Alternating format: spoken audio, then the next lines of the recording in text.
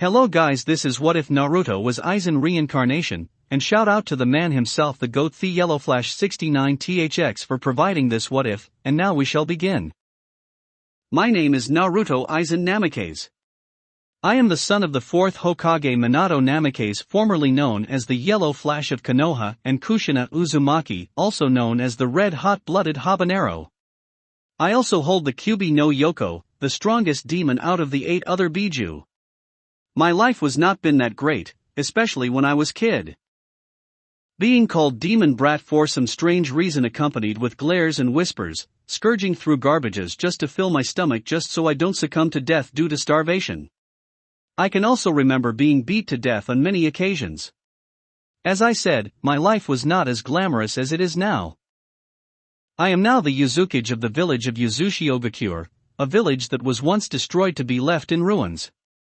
This was a village that I built by myself to topple any of the other village, and to be more so supreme than Konoha. Not only that, but I have many beautiful wives that kept me sane within the village, women I fell in love with and share equal love with. I couldn't ask for anything better in my life. That's all I have really ever wanted, to be loved and recognized. But none of this would have ever happened if I wouldn't have met my beautiful sword along with this mysterious orb known as the Hogyoko, along with a man I felt like I could call my father at the time. Sosuke Aizen, a man that was once a Shinigami for a place called the Soul Society, but decided to betray them all for his lust of being a god. He was eventually defeated and was sealed and then put in a prison. But being in prison gave him time to think about his actions. This also theoretically sealed the Hogyoko within him, silently waiting for its successor.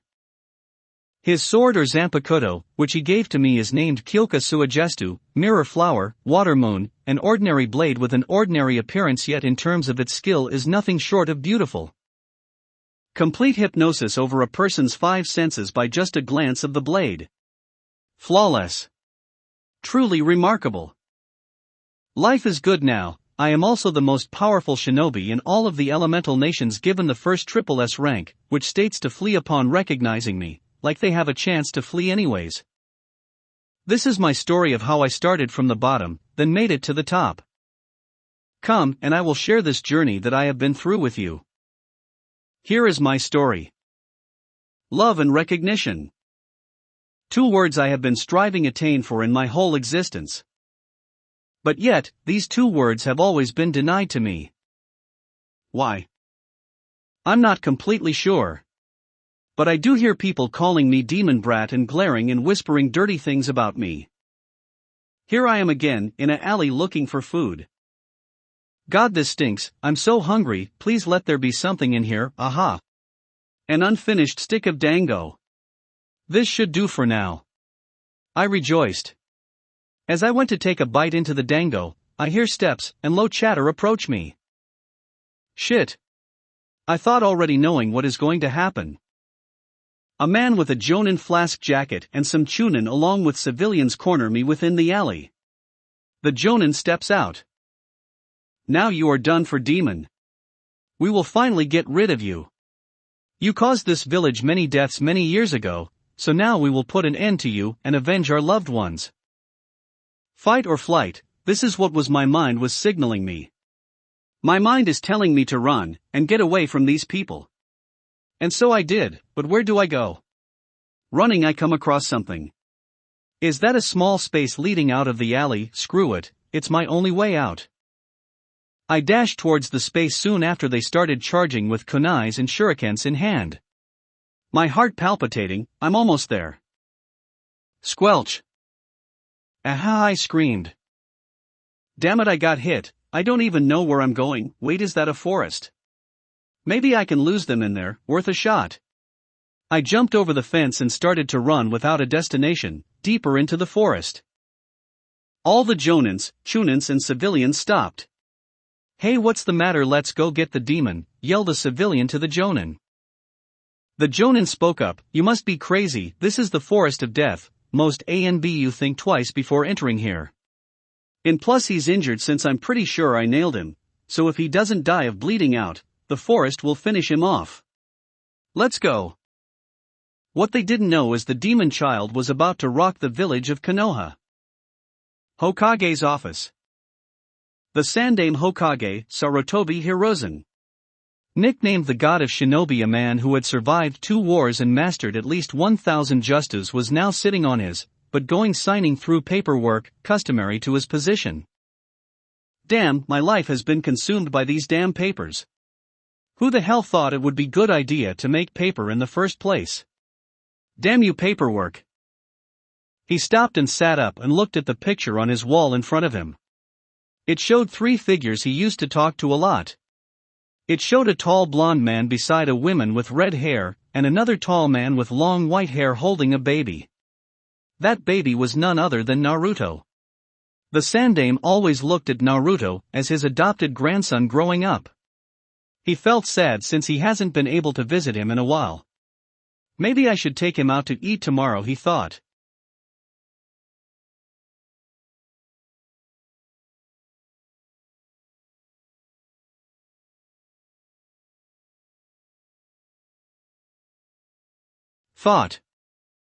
Suddenly an ANBU appears in front of the Sandaime, bowed, a dog mask on his face, with grey gravity-defying hair.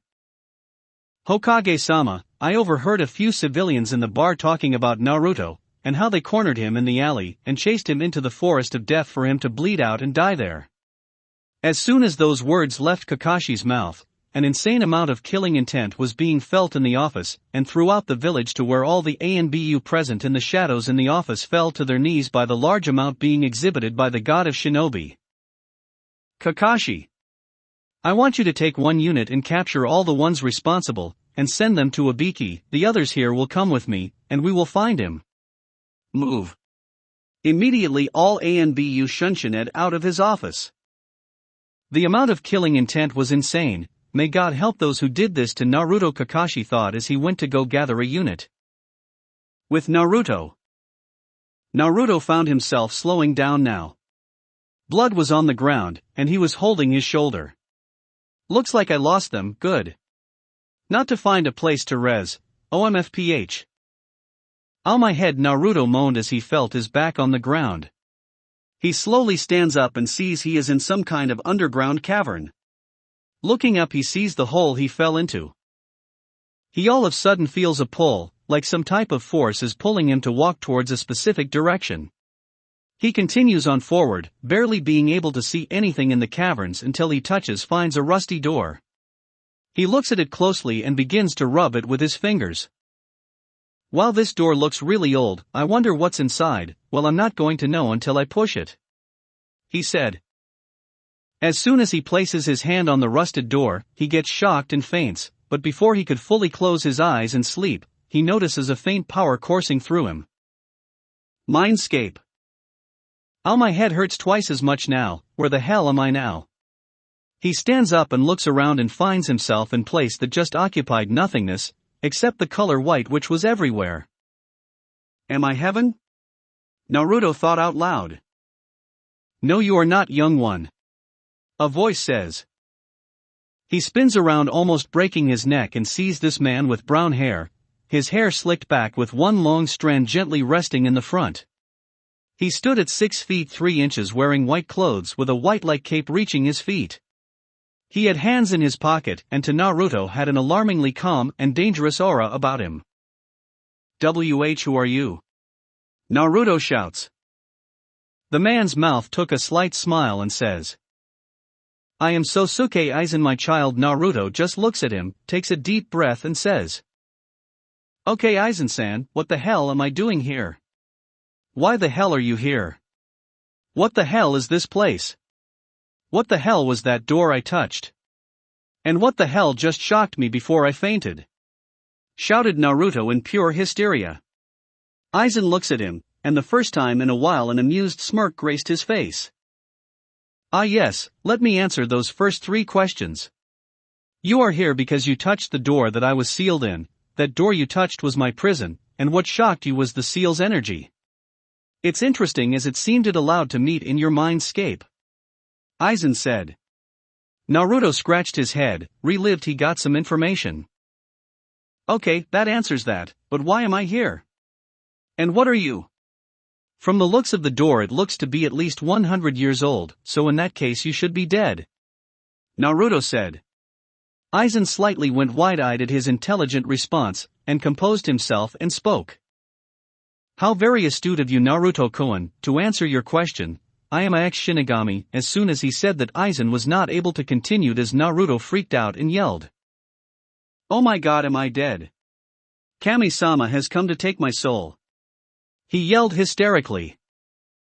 Naruto-kun, Aizen said in a calm yet stern, eerie voice that got him to stop.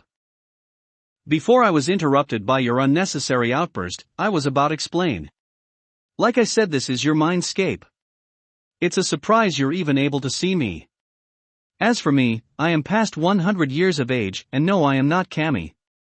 Shinigami are the ones that hold order of spirits when they die and go to the Soul Society. Aizen went on to explaining the basics of what Shinigami are, and told him about his time being one. He also told Naruto his eventual demise by a man named Kurosaki Ichigo, and how he was sealed and thrown in prison, and how he recently became one with Hogyoku. More of a soul though. It was then Naruto asked a question. So this is your prison then? Naruto asked, to which Aizen nodded. But how were you able to escape Soul Society? I thought your prison would be up there, not Konoha, Naruto asked curiously. Aizen smiled as he seemed to be enjoying the well-thought questions he was asking. For a kid anyways. I will tell you in a bit. Let me continue my story. Aizen then explained his motive, and how he was young and naive and wanted to gain power and be known as a god throughout the heavens and earth. As he finished, Aizen's calm aura suddenly disappeared into a sad and remorseful one, since he was reminiscing about the story. Naruto noticed this and decided, even though he committed evil in his time, he saw the way he looked, and thought that his imprisonment really did change him. Not only that, but he had to admit he was impressed with his ability to take on these so-called captains without any problems. Naruto broke the silence. Aizen-san, although I don't approve of what you did with your past, it seems you really thought about your mistakes and feel regretful. I do not hold the past against you, for it is what we do with our future that determines what type of character we are in the end. Aizen for the second time today became slightly wide-eyed and spoke. Naruto-kun, such a mature thought for someone your age, and to only think you are still this small. Why is that, Naruto-kun? Naruto's face took a slight frown, and looked at Aizen's eyes with his own that showed Aizen eyes of someone who has seen pain and death constantly. Naruto took a big deep breath and huffed.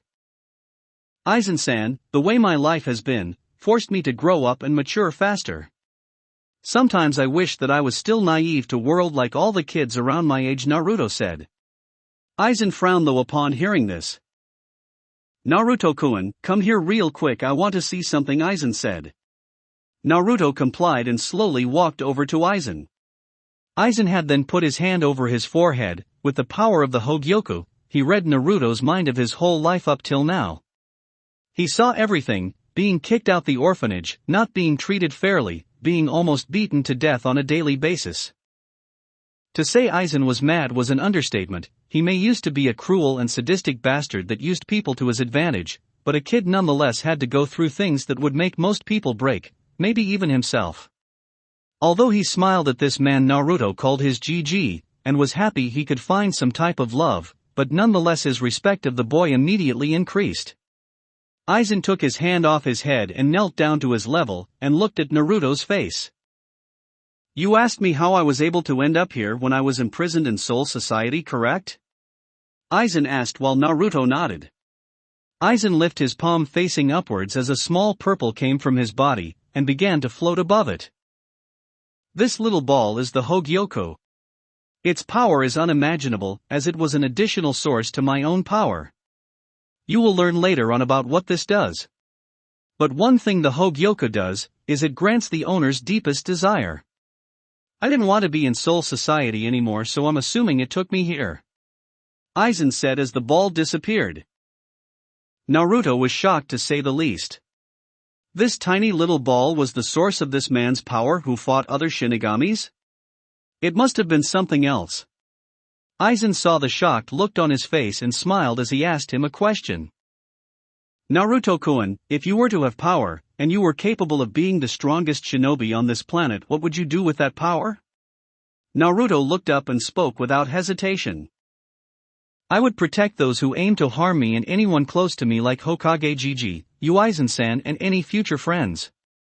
Anyone that would oppose me I will destroy. I will also build a village of my own so I could live in peace. Aizen smiled.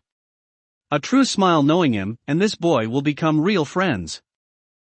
He pulls out the familiar purple-looking orb in his hand and said, Naruto-kun, if you want to be free of all the beatings and mistreatment, and want to become strong and protect those who mean the most to you, then take this orb. Naruto looks at it in awe and says, Aizen-san, what would this orb give me? Naruto spoke slightly hesitant. This orb will give you an extreme increase in speed and strength. Not only that, but you will have my famed Zanpakuto, and lastly, I will merge with you since I am part of the Hogyoku. Aizen spoke. Naruto looked at him and said, So when we merge, will I be able to come here and talk to you again? Yes, Naruto-kun, but only until you have gotten a hold of my past skills, especially with and without my Zanpakuto.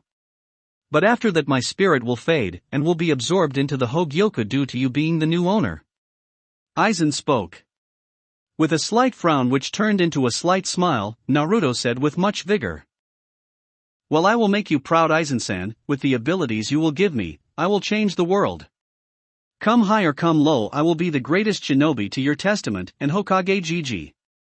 Once again Aizen smiled a true smile and said, Well, Naruto-kun, we have a long way ahead of us. So once you absorb the Hogyoku we will merge and you will get my skills, but we will have to work on them to make them perfect. Absorbing this will hurt, and you will feel pain like never before. After, you will wake up, and it should be in time for when your Hokage Gigi gets to you, since this should alert him. Are you sure you want this, Naruto-kun? Aizen finished. Naruto without hesitation said, Let's do this, Datebao.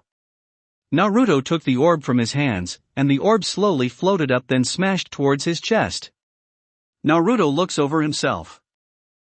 Aizen-san, I thought you said I was supposed to experience pain I've never felt before? Aizen smirks, and at an instant Naruto was screaming for dear life. As Naruto is moving around in pain on the floor, the mindscape starts to diminish, and with that, Aizen began to think about his experience of meeting Naruto. This boy, he will become someone great. I know it. I can see the potential, and if I train him right he should be able to surpass me.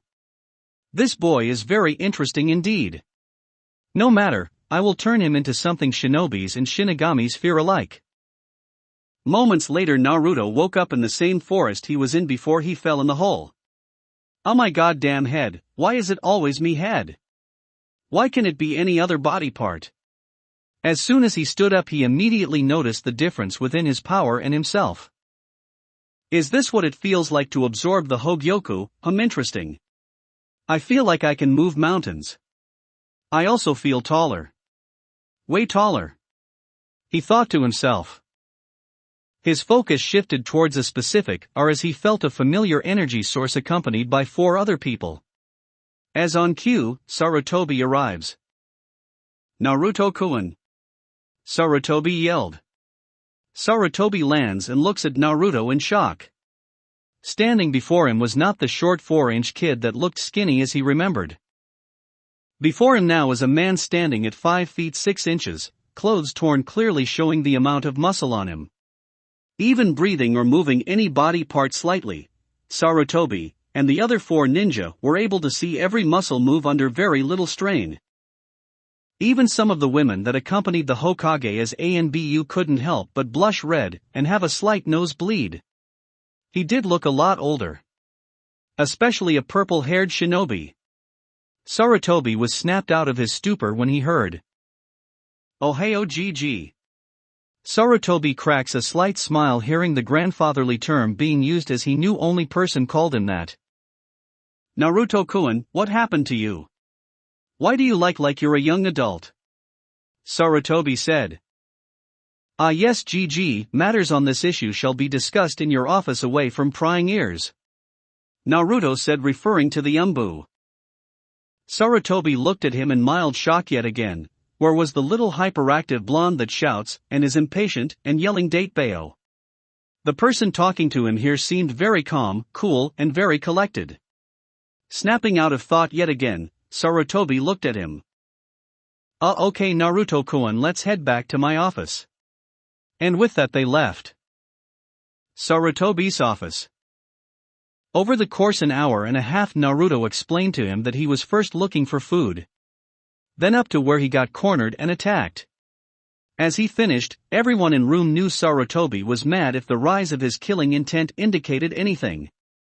After he calmed down, Naruto told him how he fell in a ditch and met Aizen after touching a rusted door, and lead on to explaining Aizen's past, and the Hogyoku merging with him explaining his appearance. Sarutobi pinches the bridge of his nose, eyes closed, feeling a migraine come on. Kami, first paperwork, and now this story of Naruto's. Although from what he told me, he might be able to surpass his father and me if trained right. Should I tell him? I want to inquire on his newfound abilities, and I'll see if he could be capable enough of defending himself when he learns the secret. Sarutobi snaps his eyes open and asks. Naruto-kun, what type of abilities or powers have you obtained since the merge? Naruto tries to remember what Aizen said but was interrupted in mid-thought when he hears his voice. Naruto-kun. Aizen-san? Yes, it is me. Tell your GG that you will have an exceptional boost in power and speed, not only that you have somewhat retained my intellect so learning things and mastering them will be easy like the just as you guys use. Aizen continues. Also you will be able to access Rieasta, which is the spiritual part of chakra, making your moves in the Shinigami art way more powerful than any Justu. And lastly my sword, although it has a name you have to be able to hear it through training and meditation to use it. But what the sword's special ability is complete hypnosis over an opponent. You will be able to control all 5 senses of a person. You can practically attack and kill without them knowing they are in an illusion. You get that, Naruto-kun?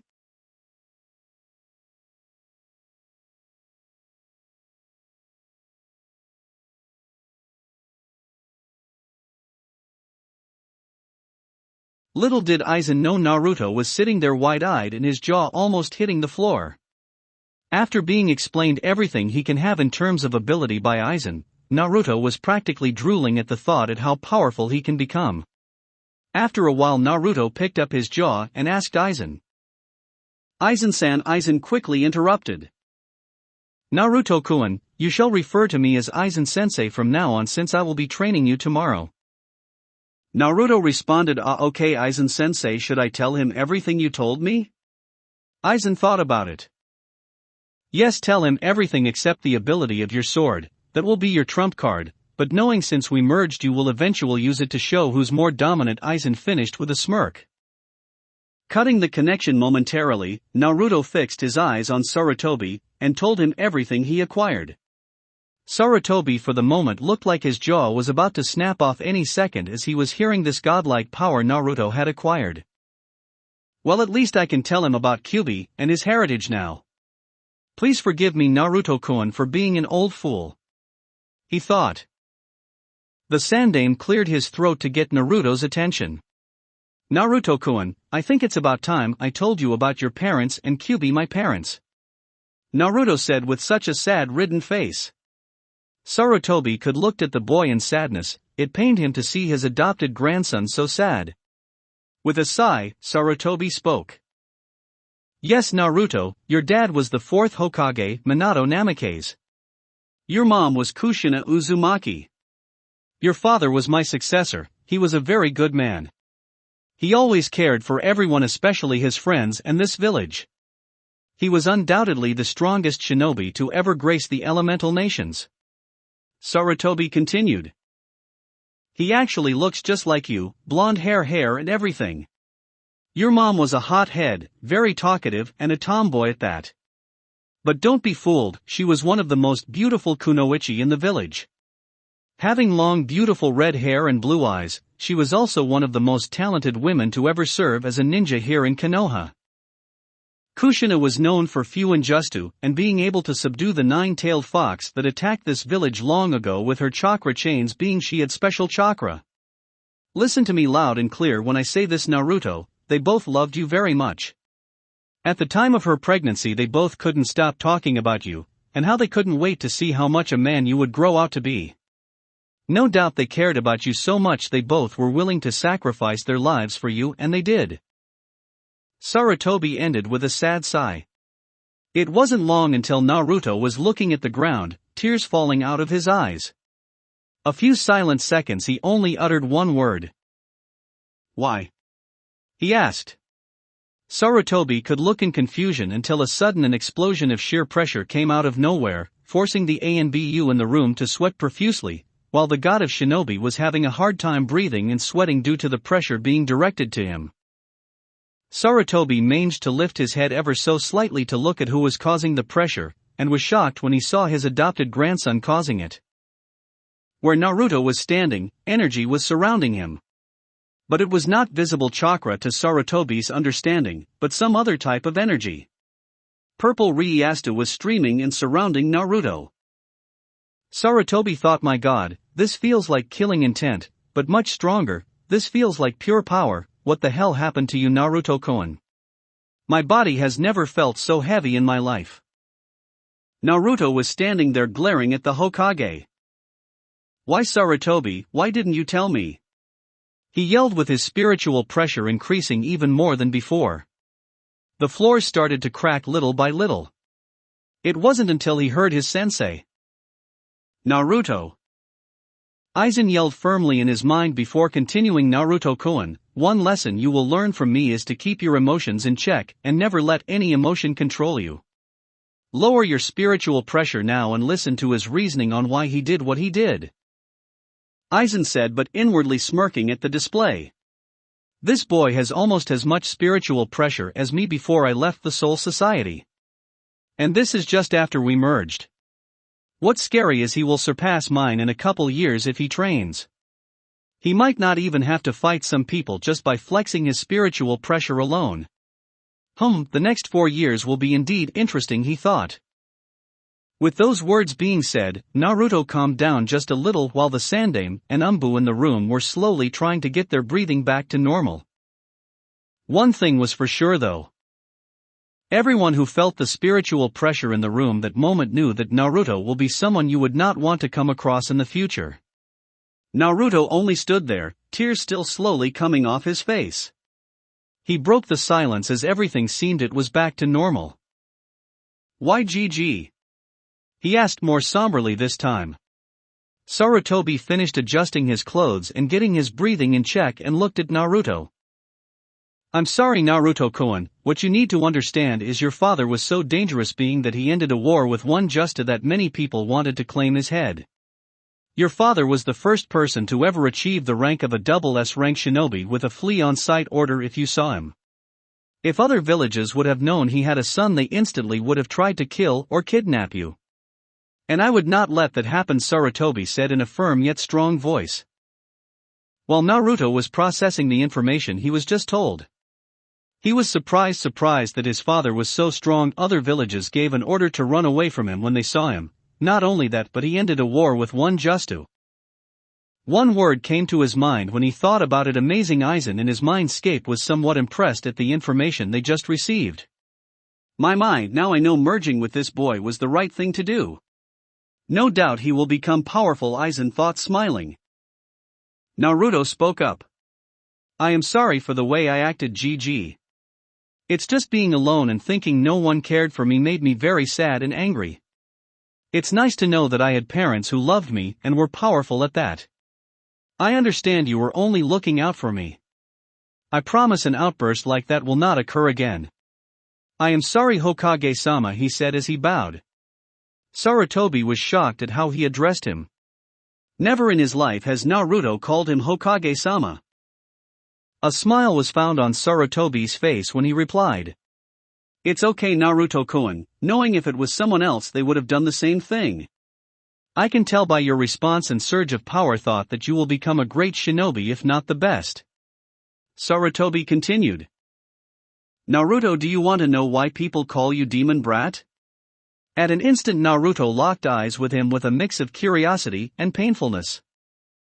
Naruto, the nine-tailed fox that attacked our village long ago, could not be stopped. You were born on the same day the Kyuubi was summoned to destroy this village. Your father, even though he was considered a god among ninja, could not defeat a tailed beast considering it was the strongest one out of all of them. So he did what he thought was right to save his village and sealed the fox in you.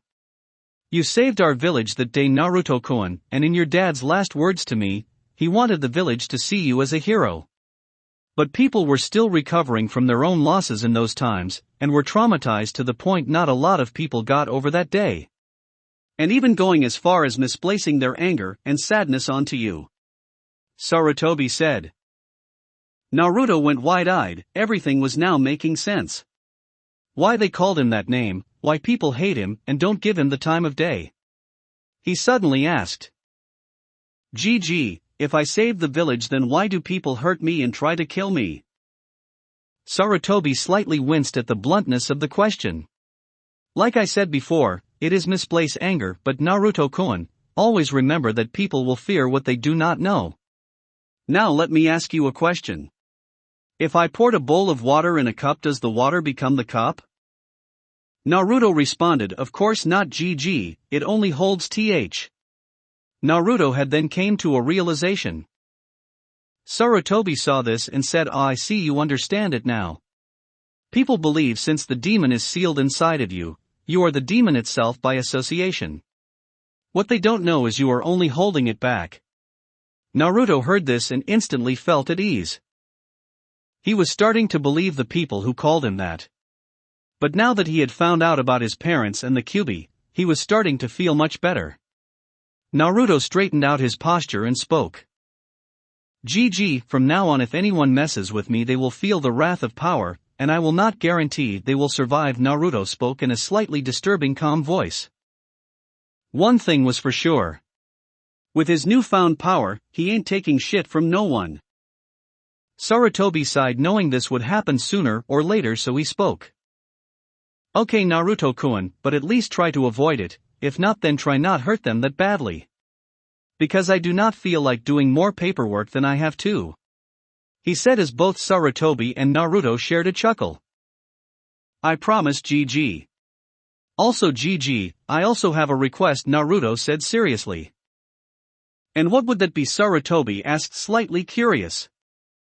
I would like to train for 4 years in the Forest of Death without any interruption to increase my skills both in the Shinigami and Shinobi arts. After I would like to join the graduating class at the academy. I promised myself that when I got this power, I would make you, Aizen-sensei, and now my Two-san and Ka-san proud and become the best shinobi the elemental nations has ever seen. Naruto said with the utmost confidence. Sarutobi and Aizen smiled at the boy's declaration. Are you sure you want to be in the Forest of Death, Naruto-kun? There are many dangerous animals in there? Sarutobi said, slightly worried. Yes GG, with Aizen with me, along with my training nothing should be able to touch me. Sarutobi paused for a moment then said with a sigh. Alright Naruto-kun, I will allow it, just make sure you come back alive, so I can test your skills out myself. The Sandame said with a smirk. Naruto replied back with a small smirk. Oh trust me GG, I know I would be itching to take down your old but and show you who's boss. Sarutobi grew a slight tick mark. I may be old Naruto-kun, but I can still take down armies with ease. He said slightly proud. Yeah whatever GG. Hey can I also get some scrolls before I leave? Naruto asked. Yeah sure my boy, let me get some real quick, Sarutobi said as he left to fetch them. Moments later the Sandame came back. Here you go Naruto, here are some C and B rank scrolls for you to learn along with some books with chakra exercises just in case to ever plan to use it. Also, since I know you're going to be in the forest for a while, here is a scroll with food and water that should last you for a while. The Sandame walked back to his deck, and was about to start his paperwork when he was interrupted by a voice he thought was going to leave. Hey GG, what did my mom and dad look like? Naruto asked curious as he turned back around. Sarutobi looked at him for a moment and pointed to a photo frame that hung on his wall. Naruto turned his attention to it and upon seeing it Sarutobi spoke. The man to your left was a good friend of mine, that is your father, the fourth Hokage Minato Namikaze. The girl to his right is your mother, Kushina Uzumaki, a strong and beautiful woman. And the man in the middle you is a good friend of theirs, his name is Jiraiya the Toad Sannin. Sarutobi thought to himself, I can't tell him that he had a godfather all along. I don't think he could handle that right now. And plus I want to stay alive even if it means doing paperwork. While Sarutobi was in deep thought, Naruto as well was thinking as well. Wow, I really do look like my dad, except now that my hair is slicked back like Aizen-sensei's. But my mom is so pretty. I haven't seen a girl as beautiful as her. Not to mention her body looks real good. Wait, what? Naruto starts to fidget. I can't think like that, she's my mom for goodness sake. Although she does look very pretty. Aizen decides to cut into his train of thought. Well, your mom is sexy, Naruto-kun. I wouldn't have minded getting to know her, Aizen states in an amused voice, knowing he would get a rise out of him. Naruto instantly retorts back, hey team. She's my mom, not your woman. She is mine and you will not do or think anything of that matter. Aizen smirks before responding, my Naruto, no need to get defensive. But I can already tell you don't look at her like a mom. Naruto instantly blushes red. While Sarutobi finishes his thoughts, he focuses his eyes on Naruto and sees his blush. Curious at what is making him blush, he sees his eyes fixed on his mom. Sarutobi smirks very wide and thinks, my Naruto-kun, who would have known you thought like that? Though I don't blame you, not receiving any love, and now looking at a beautiful woman, he can't help what to think. Maybe I can get Jiraiya on this, he thought perversely. He then snapped out of his stupor and looked at Naruto. Naruto, my boy, are you okay? He said. Naruto, still in blank gaze, suddenly snapped out of it. Looking at his GG, he responds. Yeah, I'm fine, GG. But thanks for clearing things up and explaining it to me. I'll see you in 4 years, Gramps. Naruto said, running out of his office. Sarutobi sat back down and looked at the picture of Minato. Minato, Kushina, you would be proud of your son, and even more so in 4 years. No doubt in my mind he will become powerful. Turning his head to the left, he sees more paperwork, and at an instant he cries anime tears. I don't want to do paperwork anymore, he said in a childish tone as he continued crying anime tears. Running out of the Hokage Tower, Naruto immediately began to run full speeds towards the Forest of Death. Naruto couldn't help but think how strong he was going to become in the next 4 years. As soon as he reached the forest, he hopped up on the highest branch he could find and closed his eyes to try and find Aizen so he could start his training. Naruto's mindscape for Aizen. He opened his eyes and saw before him what seemed to be a beautiful Japanese garden that was huge. Looking to his right, he sees his new companion and sensei coming out of the traditional Japanese house. Upon spotting him, Aizen smiles and greets him. Hello Naruto-kun, what brings you here? Naruto greets him with a nod and slight bow. Aizen-sensei, I wish to become strong, and I wish to start my training with you as soon as possible, he said with determination in his eyes. Aizen sees this and lightly smirks. Ah yes, Naruto-kun, the first step to your training will begin now. Come, he gestures, walking beside him. Moments later, Aizen and him come to a room within the house. Aizen began to slide the door open, and the first thing Naruto saw was a vast library of books. He looks at Aizen. You're kidding, right, Aizen-sensei? Naruto says. On the contrary, Naruto-kun. What made me such a dangerous Shinigami capable of handling multiple captains was not my ability to attack, although it played a part, it was my keen intellect that made the difference. My ability to be a strategist when the situation calls for it, to be calm and collected, and to use my opponent's emotions against them to trigger a mistake when they attack. Always remember, Naruto, your mind is your most dangerous weapon. Train your mind to the fullest extent, and you will be able to overcome any enemy no matter what size or skill. Aizen states indefinitely. He continues, now I want you start out reading these books. Aizen gestures Naruto to sit at a table, while he leaves to grab a few books. He comes back with what seems to be towering mountain of books. Upon arriving at the table, Aizen drops the books, making a large booming sound. Naruto grabs one of the books and looks at it. Incredulous. Advanced Theory of Human Psychology. Picking up another one. Basic Intro to Psychoanalysis. Reading Human Behavior and Emotions Volume 1. Aizen straightened out his clothes before continuing. These books here, Naruto, will teach you on how the human mind works, and how to use it to your advantage. We will not start any training until you have read the appropriate number books I see fit. By the time you are done, you should be able to manipulate an enemy into doing what you want, to be able to analyze a situation, and come up with 5 solutions to counter it. By reading the human body's gestures and emotions, you will be able to tell an enemy's personality, for very subtle gestures can tell a lot about one's personality, which you then can capitalize on. Naruto just looks at him, then the books. Aizen-sensei, I feel looking at these books I already somewhat know the material in of each of them, Naruto stated, flipping through pages. Aizen in turn responds. Yes, Naruto-kun, that should be partly because of you and I merging together. You retain somewhat of my intellect, so now all we need to do is brush up on it, and make sure you memorize these books like the back of your hand. Naruto looks at some of the books on the table, and one catches his eye. He immediately picks it up and yells at Aizen. Seduction 101. How to make women do what you want in bed. Seriously, Aizen-sensei, I thought I was learning about the human mind, not about seducing girls and learning how to get them in bed. Aizen lazily picks his ear out with his pinky. Seriously, Naruto, can you get more louder? Anyways, you are learning the art of seduction, because you will face women who will try to kill you. It would be better to seduce and manipulate them to how you see fit. You may also single-handedly avoid a battle alone with just words and gestures. Plus, by the time you're done reading, every girl you encounter won't get enough of you, and it is a good read. Aizen says with a wide smirk and light laugh. Naruto on the other hand blushes blood red and shouts. Aizen-sensei. Naruto whined. He looks back at his sensei and was about to complain some more about the book, and found his gaze was dead serious. With a sigh, Naruto says. Ugh, fine sensei, I will read it. Aizen's smirks gets slightly bigger.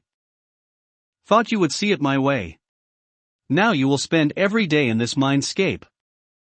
Every 2 to 3 days you will wake up to make sure you to eat the food and water your Hokage Gigi gave you so you don't die of hunger and starvation, and to make sure no animals have harmed you in the real world. When you are done learning these books and you pass a test I have set up for you, we will continue your training outside of this mindscape, since we don't need books for the spells, since I will teach them to you. Naruto nods his head and replies, okay, I will do that, Aizen-sensei, and I can't wait to try this stuff out in the open. Aizen smiles and says. Good.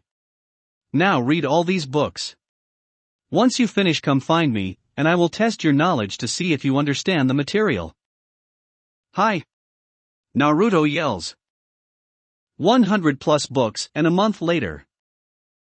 Naruto slides the door and walks into a living room silently. He spots his sensei calmly reading. Aizen-sensei, I believe I have read and mastered everything from reading and spotting emotions from the human psychology books to seducing women to my whim. I would like to test my knowledge and take this test, so I may begin in training my skills in the Shinigami arts. Naruto said calmly. Aizen looks up from his book silently, then places his gaze on Naruto, and says, all right, I believe the time has come. Wake up, Naruto-kun, I will be right behind you. Nodding, he slowly fluttered his eyes open. He sees himself sitting on a branch. Jumping off of it, he lands on the ground and starts to see Aizen materialize in front of him. Naruto looks at him in awe and asks. Aizen-sensei, how are you able to come out of my mindscape? I thought you were just a spirit. Aizen smirks smugly. Well, Naruto, since I am fused with the Hogyoku, I can materialize because of the power of it. Now come, Naruto, let's head deeper into the forest. Aizen says, walking deeper. They finally arrive to an open space with a lot of room. Aizen began walking towards the middle. Aizen directs Naruto to walk the opposite direction. As now they are facing each other. Aizen materializes a small timer and sets it, then places it on a small log near him. Naruto-kun, this is your final test. Aizen said facing him. This timer here is set to 3 minutes. You have 3 minutes to read and decipher my personality. When the 3 minutes is up, I will ask you what you can deduce from simply looking at me. If you happen to so miss one little detail about me, I will attack you and kill you here, and we will both be sealed within the Hogyoku. Your test starts now. As soon as Aizen let his words settle in his student's mind, he took a moment to look at him, inwardly smirking, so he has learned something. His demeanor has not changed even though I mentioned I would not to hesitate to strike him down, and he didn't even flinch. His posture looks exactly like mine. Very good, Naruto. Now let's see if you will pass. Inside, Naruto was somewhat skeptical by his last statement, knowing it was not at all as it seemed. Running his mind through everything he has learned up till now, he examined Aizen methodically. By his facial features, I can see he is relaxed. No facial muscles are tensed, no eyebrow twitching. His blinking of his eyes are controlled. But with the slight smirk, I can tell he knows I am closely examining him. His arms are loosely hanged by his side, ready to pull his sword out at an instant. Chest breathing looks to be the same. His posture is tall yet relaxed. He believes he's still superior to me, and has nothing to worry about. Naruto looks at the timer. It shows 1 minute and 30 seconds. Okay, legs slightly bent so he has balance just in case I attack, or he does. Now to his feet. Well. What is this? Very interesting. Naruto says, more closely examining Aizen's feet. Shifting from the balls of his back feet to its regular posture. And his left leg slightly inching forward. That just confirmed my suspicion to his last statement.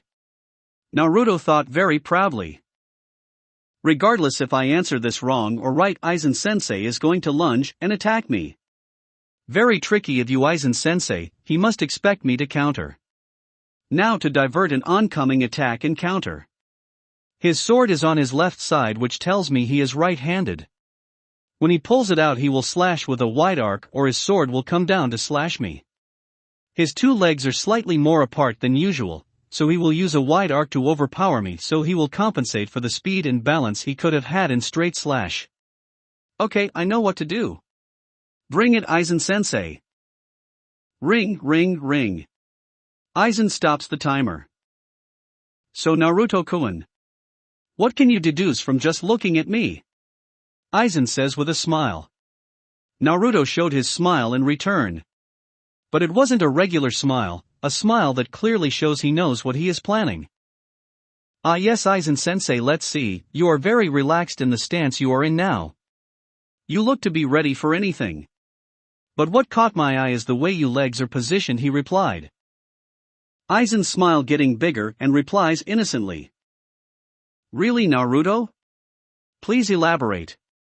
Aizen stated. Naruto responded back. Certainly, sensei. The last sentence you told me about striking me down if I didn't get one thing right about you got my attention.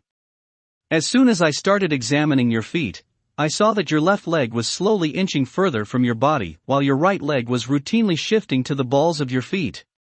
You were planning on attacking me regardless, Aizen-sensei, Naruto finished with a wide smirk. Aizen looks at him with a big smile and chuckles before talking. Very good, Naruto. You have indeed figured out my true motive by only reading my posture. I am very impressed. You are ready to learn the Shinigami arts, Naruto-kun. As soon as the words left his mouth, Aizen blurred out of existence, and went to slash Naruto with a wide arc just as he anticipated. Naruto, seeing this, flips over his blade and delivers a hard kick to the back of Aizen, sending him stumbling forward a bit. Aizen barely felt it, but he smiled yet again before addressing him. Very good, Naruto, not only did you predicted my attack, but you also countered accordingly. If you would have poured more power into that kick, any normal person with average combat experience would have had a severed spine. Naruto smiles and bows. Thank you, Aizen-sensei, when can we begin training? Aizen lets out a small laugh, already wanting to go back to training, huh? Well, let's begin now.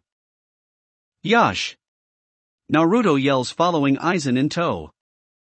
While walking forward to find another training ground field, Aizen thinks about the upcoming years. These 4 years are going to be interesting. Only a month and he is able to read me.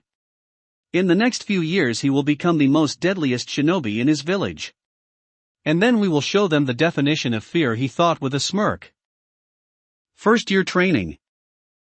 Alright, here we are, Naruto-kun. Naruto stops right beside Aizen to see where he was brought. They seem to have ventured further into the forest past a tower they saw on the way here. In front of him was an even bigger field with massive-sized trees and boulders. Aizen tells him to sit in the middle of the field. While he does this, Aizen begins to explain. Naruto-kun, the energy you have within you is called Ryu-ryoku. Unlike what your Hokage GG uses, this is the spiritual essence of the same energy source, thus making it more powerful and potent. This is what's stored in your body. Everything I am going to teach you will involve something called Ryu-ryoku. Ryu-ryoku is the energy being expelled. Think about it this way, it's like a pool of water, that is your Ryu-ryoku. In order to say put out a fire, you will need to exert the water, but in a controlled manner. How will you do that? By taking a hose or a big bucket to the pool of water, and using those instruments to alleviate the fire. By pouring how much water you seem fit to put out the fire. That is your Ryu-ryoku. Aizen continues. Within using your Ryu-ryoku, you are able to do many things that we Shinigami use. For example, you would be able to cast spells which fall under the name Kido, meaning spirit way or demon way. Within Kido there are 3 types of spells you can cast. One being Hakudo, which means way of binding. These spells will help you restrict or immobilize a person. It's very broad art. Along with Hakudo, are spells that allow you to use barriers to stop attacks, or use seals to hold things far more better in place. You understand, Naruto? Aizen says. Naruto nods his head, allowing Aizen to continue. Going down the list of Kido, there is another spell called Hado, which means way of destruction. These spells are used for offensive purposes. Depending on the user, these spells can be well powerful enough to even take down your Hokage. These are the spells I will be teaching you most of the time. Last one on the list is called Kado, which just is the healing Kido, which I have some knowledge, but not enough. Both Bakudo and Hado have numbers ranging from 1 to 99. Following the latter, 1 will be the weakest, 99 will be the strongest. Don't be fooled by the numbers of their ranking though. An experienced captain can make a low-level spell very powerful, especially with Hado. Also, there are incantations that go along with each spell, both for Hado and Bakudo. Using an incantation will power it up, but will slow down your time to use it. You can, however, not cast an incantation, as you will be able to fire it faster although it is weaker, but like I said, train enough on it, and can become strong even with an incantation. Are you keeping up with me, Naruto-kun? Aizen says. Naruto nods his head in confirmation. Along with using your Ryu-ryoku, you are able to use your sword, which we call a Zanpakuto, which means soul cutter. These are sentient swords. We use these swords to send souls to their respective places, and to ward off hollows, which are souls that do not cross over to the soul society for staying in the world of the living for too long. They are corrupt spirits who feast on living or deceased human souls alike. Anyways, Naruto, a Zanpakuto always has a name, and is a spirit, and you will discover it through Jinzen, or sword meditating. Only then the spirit will fight you and decide if you are worthy enough to hear their name and wield them. Once you do hear their name, you will unlock what's called a shurikai, or initial release. In order to release your shurikai, you will need to know their release phase or word. There are 3 forms to your sword. There is your sealed state, your shurikai, and then your bankai. The sealed state will look like an ordinary sword. Once you utter the shurikai phrase, it will transform to a different appearance. As for bankai, which means final release, which you will only achieve that through dominating your Zanpakuto spirit in their world. By doing this, your power increases 5 to 10 times. Do you understand everything I have told you, Naruto? Aizen said while looking back at Naruto, who looks like is trying to absorb everything he just said. Naruto sighs and runs a hand through his blonde hair, leaving a single strand in the front. Yes, I do, Aizen-sensei.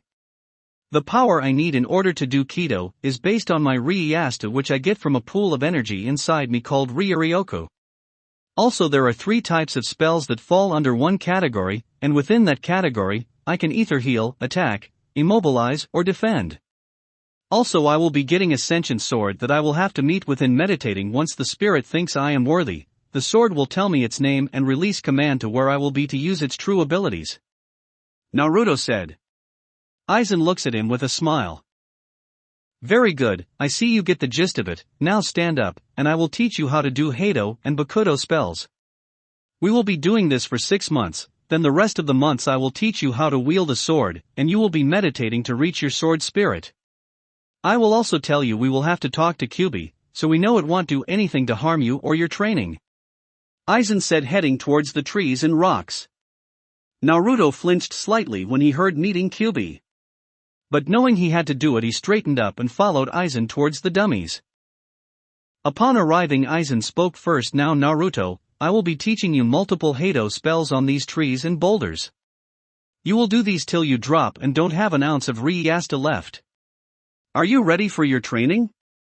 Naruto said in slightly excited voice. Yes, Aizen-sensei, let's do it. Aizen smiled and replied, good, here is your first 2 spells. It's called Sho and Byakurai. 5 months later. Heido number 4, Byakurai, pale lighting, Naruto said, obliterating 7 to 8 trees with one finger. Turning his gaze to a boulder that looked about to be twice as big as him. Naruto sticks his palm out and yells Heido number 31, Shikaho, red fire cannon. A red fireball shoots out of his palm, completely reducing the boulder to smithereens. Looking at his handiwork, soon hears clapping. He turns around to see his sensei smiling. Aizen then speaks, very impressive, Naruto-kun. Using Heido number 31 without an incantation. You have certainly improved then from a few months ago. Good, now let's see how your Bakudo is. Get ready, Naruto. I will fire 2 powerful Heido attacks. If you can manage to withstand one attack with a barrier and immobilize with another, then you have learned all I can teach you in that area, and we can move on. Naruto looks at him with a calm demeanor and leaps back, while Aizen goes on the offensive, signaling the start of his spell. Aizen yells Heido number 31, Shikaho. A huge red energy ball shots out, which appeared to be 3 times the size of Aizen due to him pouring his Riyasta into it. Naruto puts his arms up and moves them in a synchronized order, and sticks his right arm out and yells. Koko no Jaman, Gate of the Tiger Fawn. At that moment a barrier appears out of nowhere, shaped like a watermill, and at an instant takes the giant red fireball. The barrier slightly cracks, then shatters. Aizen smirks when he sees this. Good, Naruto-kun, now for my final attack, Heido number 63, Raikoho, Thunder Roar Seer. A massive wave of yellow energy shoots out. Naruto was now watching calmly with his hands in pocket with a smirk. With the yellow wave nearing Naruto, he quickly shunpas behind Aizen, points 2 fingers out, and yells Bakudo number 1, Sai, restrain. Naruto stands there with one hand in his pocket and smirks back at Aizen, who has his arms restrained. Aizen, upon breaking out, congratulates him. Well, very good job, Naruto-kun. Very impressive Bakudo spells. It seems you are ready to learn Zanjutsu along with the technique called Ho-Ho. Sit and I will explain. Naruto sits down while Aizen begins to explain. Explain. We are getting close to you discovering your sword. What you will be learning is how to wield a sword. It's called Zanjutsu, or the way of the sword. Wielding a sword is an art. It should always act like an extension of your own arm. When it was me, I had no equal in those terms. I will be running you through katas which you will memorize until you can do them like it's second nature. I will also have you learn one technique which come in handy when wanting to finish things quick. But that will be for later. For now I will teach you a move Shinigami use called Shuinpa, meaning flash step, this one of the variations of it. It goes along with your sword. It's a technique where you pour your Riyasta to the bottom of your feet to move across a distance in blind eye speed. I was possibly the fastest, but who came to equaling me more or less is a woman named Yurichi Shihoin, she was so fast she was nicknamed Goddess of the Flash. I will be teaching you that in one more variety, but after you master the flash step. This is what it looks like. I will be at that tree. Aizen turns away from Naruto and Flash steps towards the tree. At an instant Naruto only half blinked and was shocked to find his sensei at the tree. Naruto then says, "Amazing sensei, I wasn't able to see you move at all." Aizen smirks at that and replies, "Well, that is because partly we haven't trained your eyes to keep up and I'm just that fast." Naruto looked at him in awe. "Aizen-sensei, can we begin now?" Aizen smiles and says, "Yes, we can, Naruto. I have taken the liberty to get you a wooden sword first so you won't hurt yourself. We will spend half the day with your katas and the rest flash stepping. Let's get to it." "Yes, Aizen-sensei," Naruto yells. Unknown to them, there was a purple-haired kunoichi whose hair shaped like a pineapple, and wearing a trench coat watching him as he trained. Just who are these two gakis? By the looks of it, they look to be at least elite jounin level shinobis. Yet I haven't seen any justas. Just who is this blown gaki though? I might just have to keep an eye on them, and an extra eye on the blonde one, Kokoku, she thought mischievously before disappearing. 6 months later. Clang. Clang. Clang. Both Aizen and Naruto separate from each other. Then at an instant both flash step and disappear, only to clash swords with one another. This lasts for about 15 minutes, both not showing any slight fatigue or emotion. They both back up yet again to face each other until Aizen speaks first. "My, you have improved dramatically. Your strokes are almost flawless. And your flash step is almost equal to mine. That is enough for today. Tomorrow you will talk to the Kyuubi. Understood?" Naruto replies in a cool, calm tone.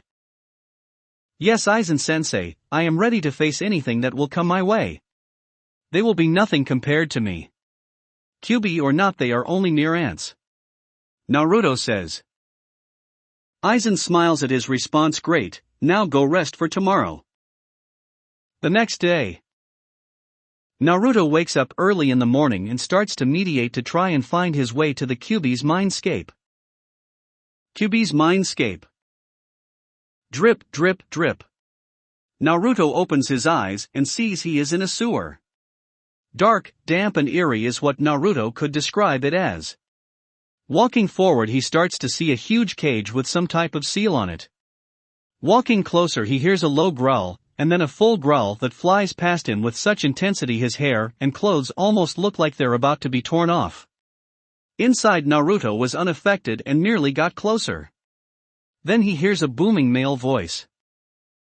Well, well, well, it finally seems my insignificant vessel has come to finally greet me. The Kyuubi says, coming towards the cage in all its glory. Naruto, looking at the gigantic fox, very calm and collect as ever, responds. I am Naruto, and so you are the Kyuubi no Yokoha? I believe the stories about you were an understatement. You look like nothing but a weak fox who is trapped in this cage. Nothing but an ant compared to me. Tell me, how is it living in that cage? Must be very infuriating, is it not? Kyuubi suddenly roars. You insolent little whelp. I am the Kyuubi no Yoko. The strongest demon out of them all, and the one that raised Konoha to the ground. So you will respect me and my power even if you are cute, Kyuubi says, raising its killing intent towards unimaginable levels. While Naruto sits there, his eyebrows raised, and begins to talk. Cute, huh? I assume by that statement you are a woman. Do you have a human form you can show me? Kyuubi was a little taken back by the assumption. Refocusing, she responds. Why, yes, I do, Naruto-kun. Kyuubi responds coyly and transforms. In front of Naruto is not the gigantic fox anymore, but a woman. To be about 5 feet 6 inches, very slender frame, face of a goddess, long red hair that looked at reach her mid-back, a very well-endowed chest. If Naruto had to guess, it would C-cup, borderline D-cup. Along with the sexiest, long and slim tender legs he has ever seen. It only added to the fact that she was naked also. Kyuubi sees Naruto checking her out, and she can't help but check him out herself. This man was tall, slicked-backed yellow hair, with a single strand on his forehead, hands in his pocket, and a chiseled face. She can tell through the civilian clothing he was wearing he has an unbelievably nice body. Although she wasn't showing it, she really wanted to just pounce on him. Naruto snapped her out of her thoughts when he spoke. Wow, such a beautiful woman. Not only has power but beauty as well. Naruto walks over to her, and takes her hand and places 2 tender kisses on it and says, "Let me reintroduce myself, I am Naruto Namikaze. Do you have a name, my beautiful vixen?" Naruto says with a slight smirk. Kyuubi on the other hand has never been so flustered in her life. This man within 30 seconds managed to make the Kyuubi no Yoko flustered. Adorning a red blush she responds. "You're such a flatterer, Naruto-kun. My name is Akane," she says. Naruto takes the information in and responds. "Such a beautiful name for such a beautiful girl. Tell me, Aka-chan, I am here to find out if you pose a threat to me and my training to be the best and feared shinobi in all of the elemental nations." Akane blushes at the affectionate term, but then grins mischievously and asks, "Well, what if I am? What if I don't want you to get stronger and stay weak so I can break out of this seal when you eventually die?" For Kyuubi that was the wrong thing to say to Naruto. Naruto at an instant turns his face to a serious one and says, "I don't think that would be a wise thing to do." At an instant raised his spiritual pressure to a level that dwarfed Kyuubi's killing intent earlier. Kyuubi was found on the ground on her knees, sweating, panting heavily, believing for the first time in her life she was going to die. But at an instant it stopped. She lifted her head to look at Naruto and something stirred inside of her. A warm feeling. She could feel her lower regions leaking from the amount of power her vessel just produced. My God, his power, it's so sexy. I have never felt anyone who could bring me to the ground with pure power alone. Kyuubi was reminiscing about her encounters with other male demons. Kyuubi did have many suitors, but none interested her back where she used to live. Looking at Naruto, she gave it more thought. Not many people knew that although the Kyuubi is the strongest demon, she also loved to be submissive.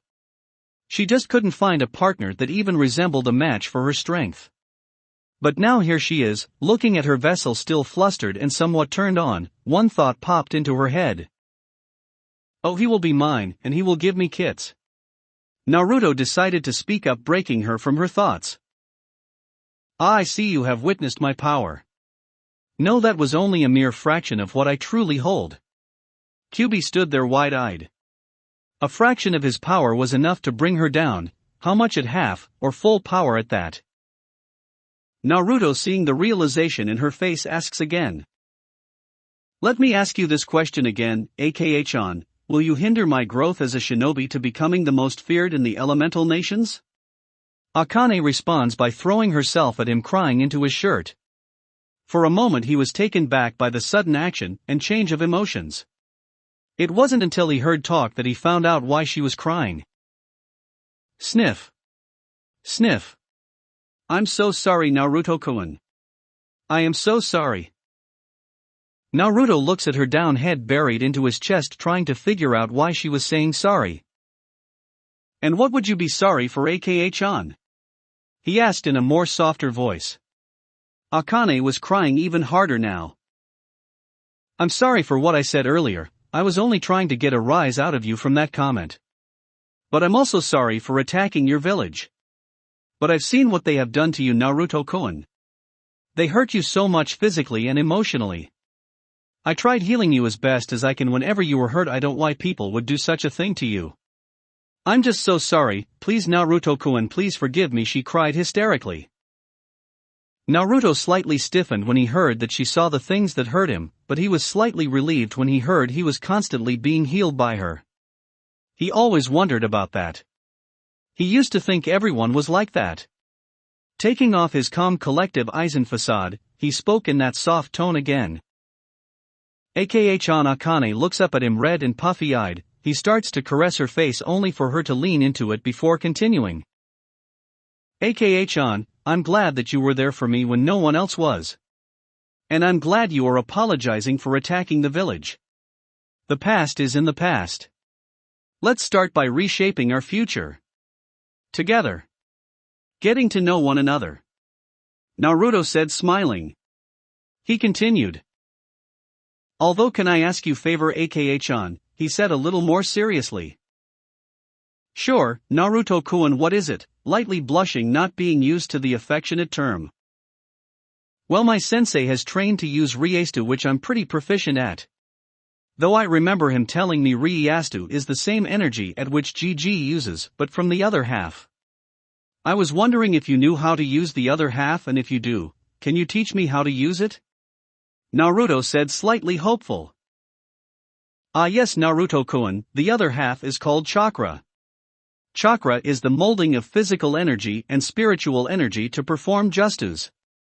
Although since you have likely more spiritual energy, that will be your pool soul source for most of your techniques.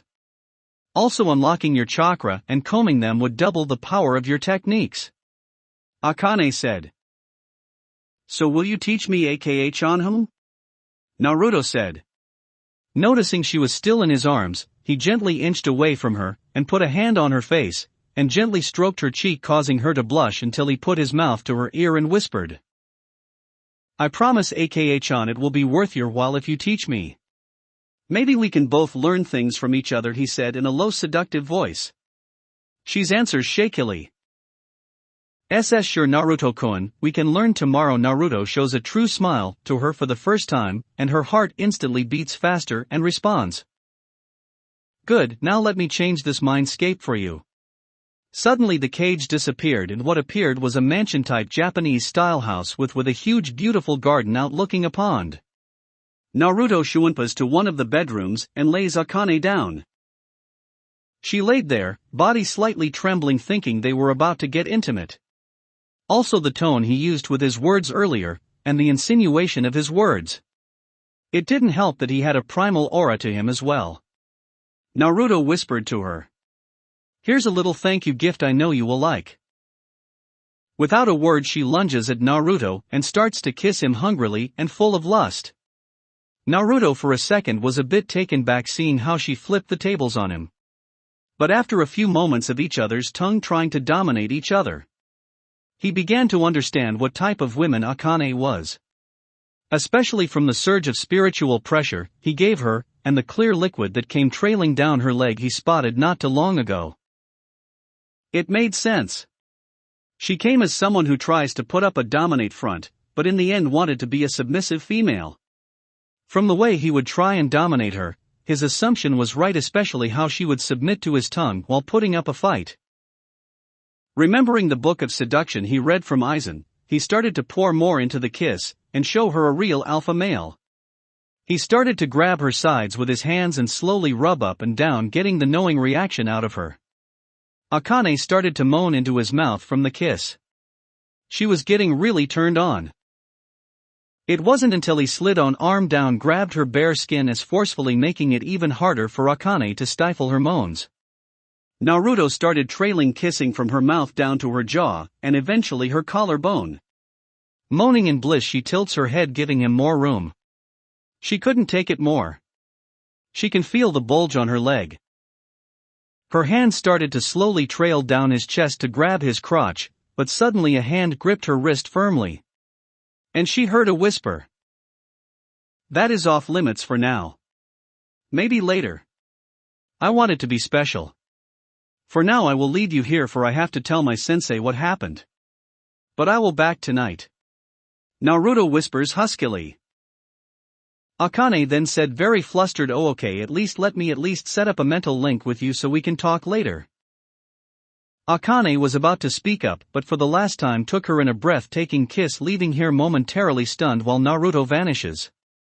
Snapping out of her dreamlike state, she still notices that she is still naked, and the sheets seem to be soaked. She is wet more than ever. She realizes she was left all hot and bothered. She yells. Damn you, Naruto-kun. You can't leave me here all horny like this. Just wait till you come back here tonight. Back to the real world. Upon opening his eyes, Naruto slightly chuckles hearing Akane's declaration. He stands up and walks around to find his sensei leaning on a tree looking at the sky. Aizen, sensing Naruto, speaks out. So Naruto-kun, how did the meeting with Kyuubi go?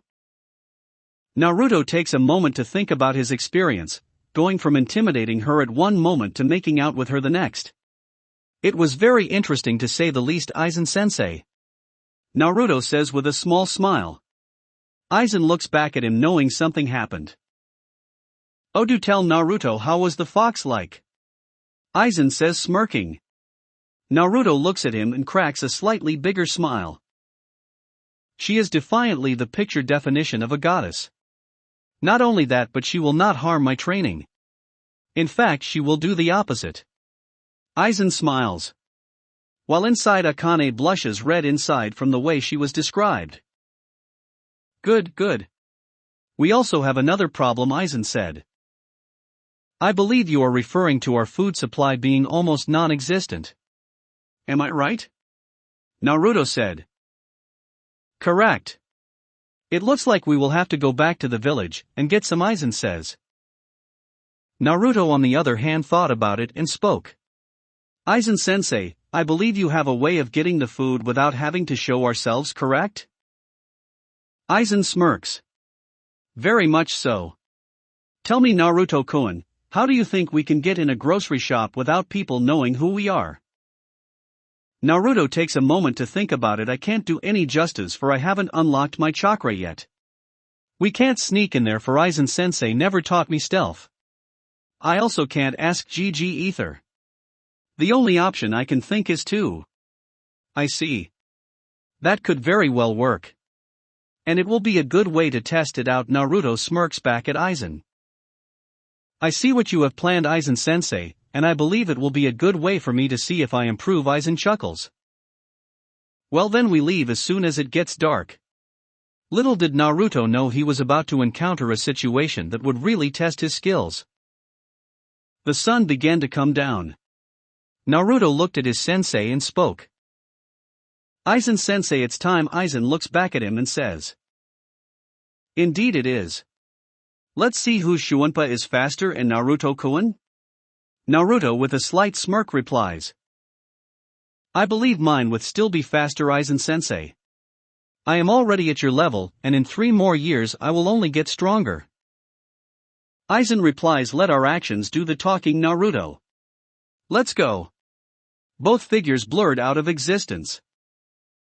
Each blurring out of the forest at breakneck speeds. Reaching the gate, they see the 2 gate guards asleep. Aizen sees this, says. Let's move faster, Naruto. The goal is to be in and out in 40 seconds to a minute. Grab as much as you can and what you need. Naruto looks at him and smiles. Yes, I do believe we should speed this up. I will only take what I need that I know will last me for a while.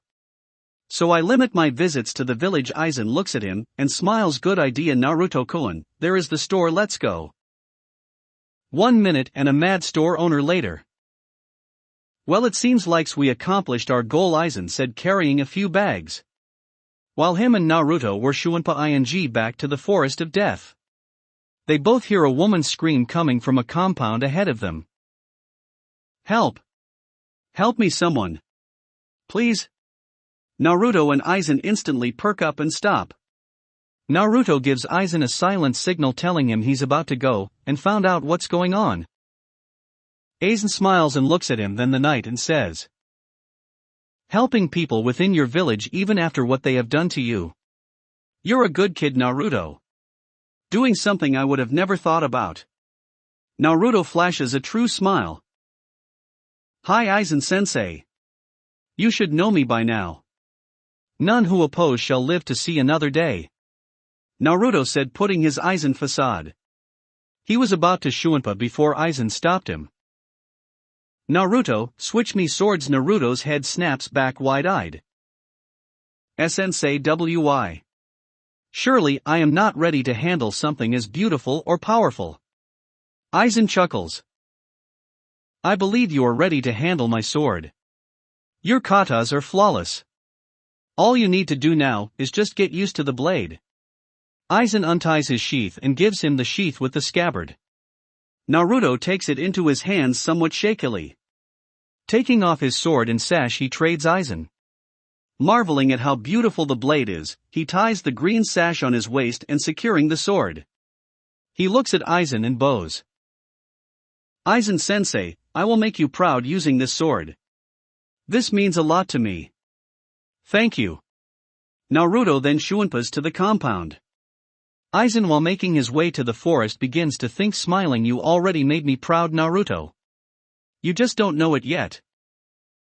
Uchiha compound. Mikoto POV. Mikoto was running around the compound frantically trying to escape from her son. Seeing all members of her clan on the ground dead.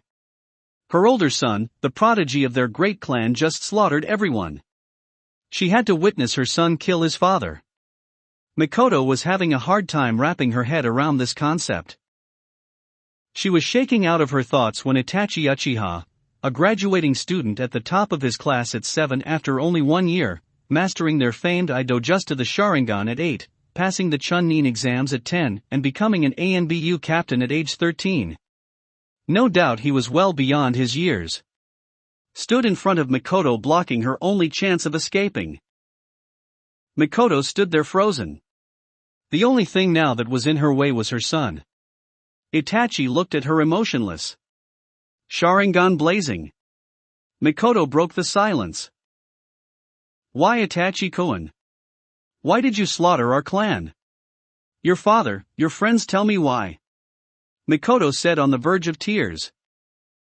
Itachi stood there silent.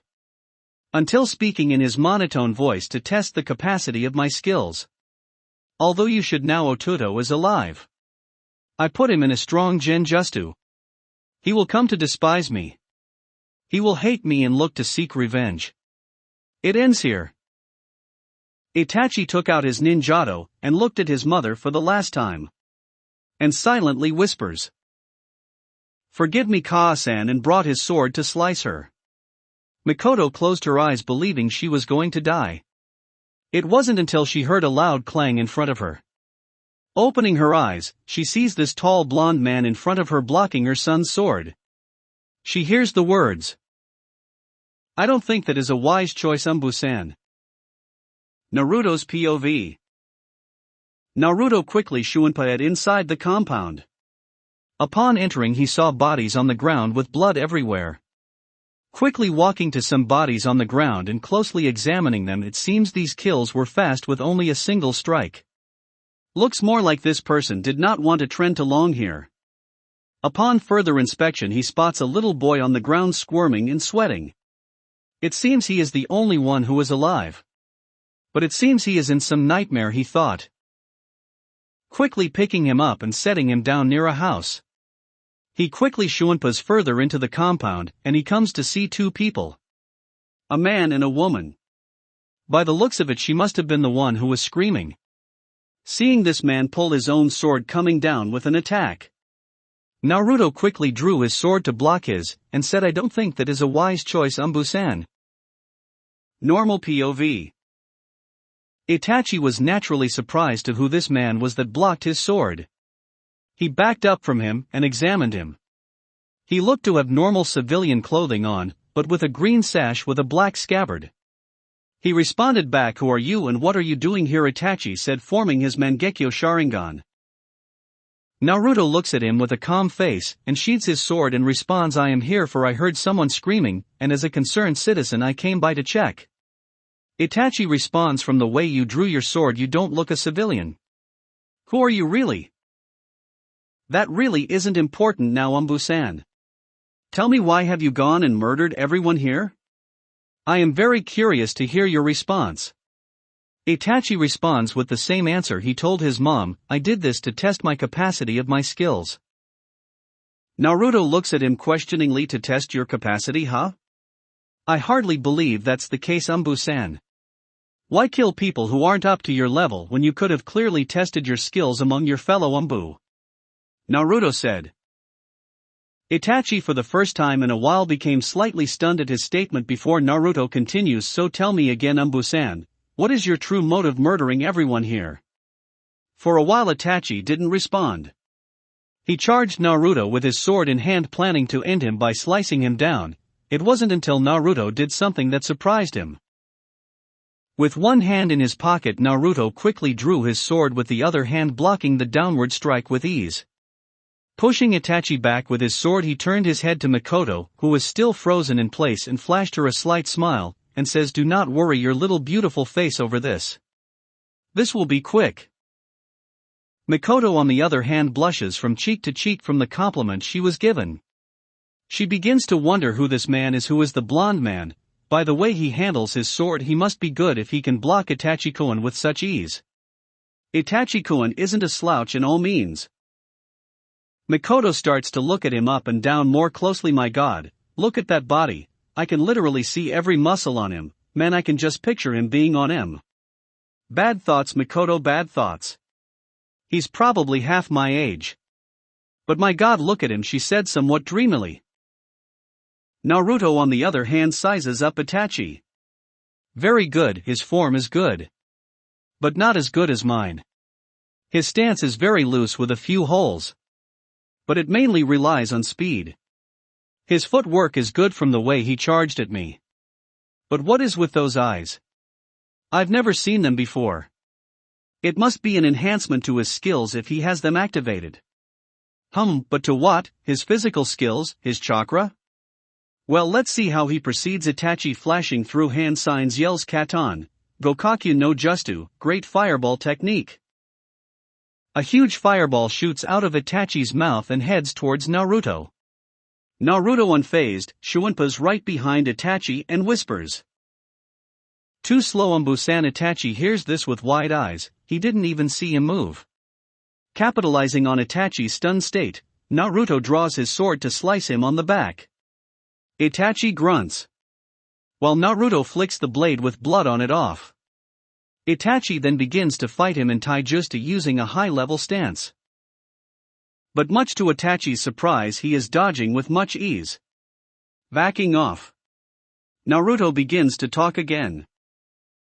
"Very good, Umbusan, but in terms of skill you are nothing but a speck of dust compared to me." Itachi, knowing he was trying to get a rise out of him, says nothing while Naruto continues. "Tell me, is this what Umbu are capable nowadays? Looking at your skills, I assume you hold a high position. But what is it you cannot still strike me? I will tell you why.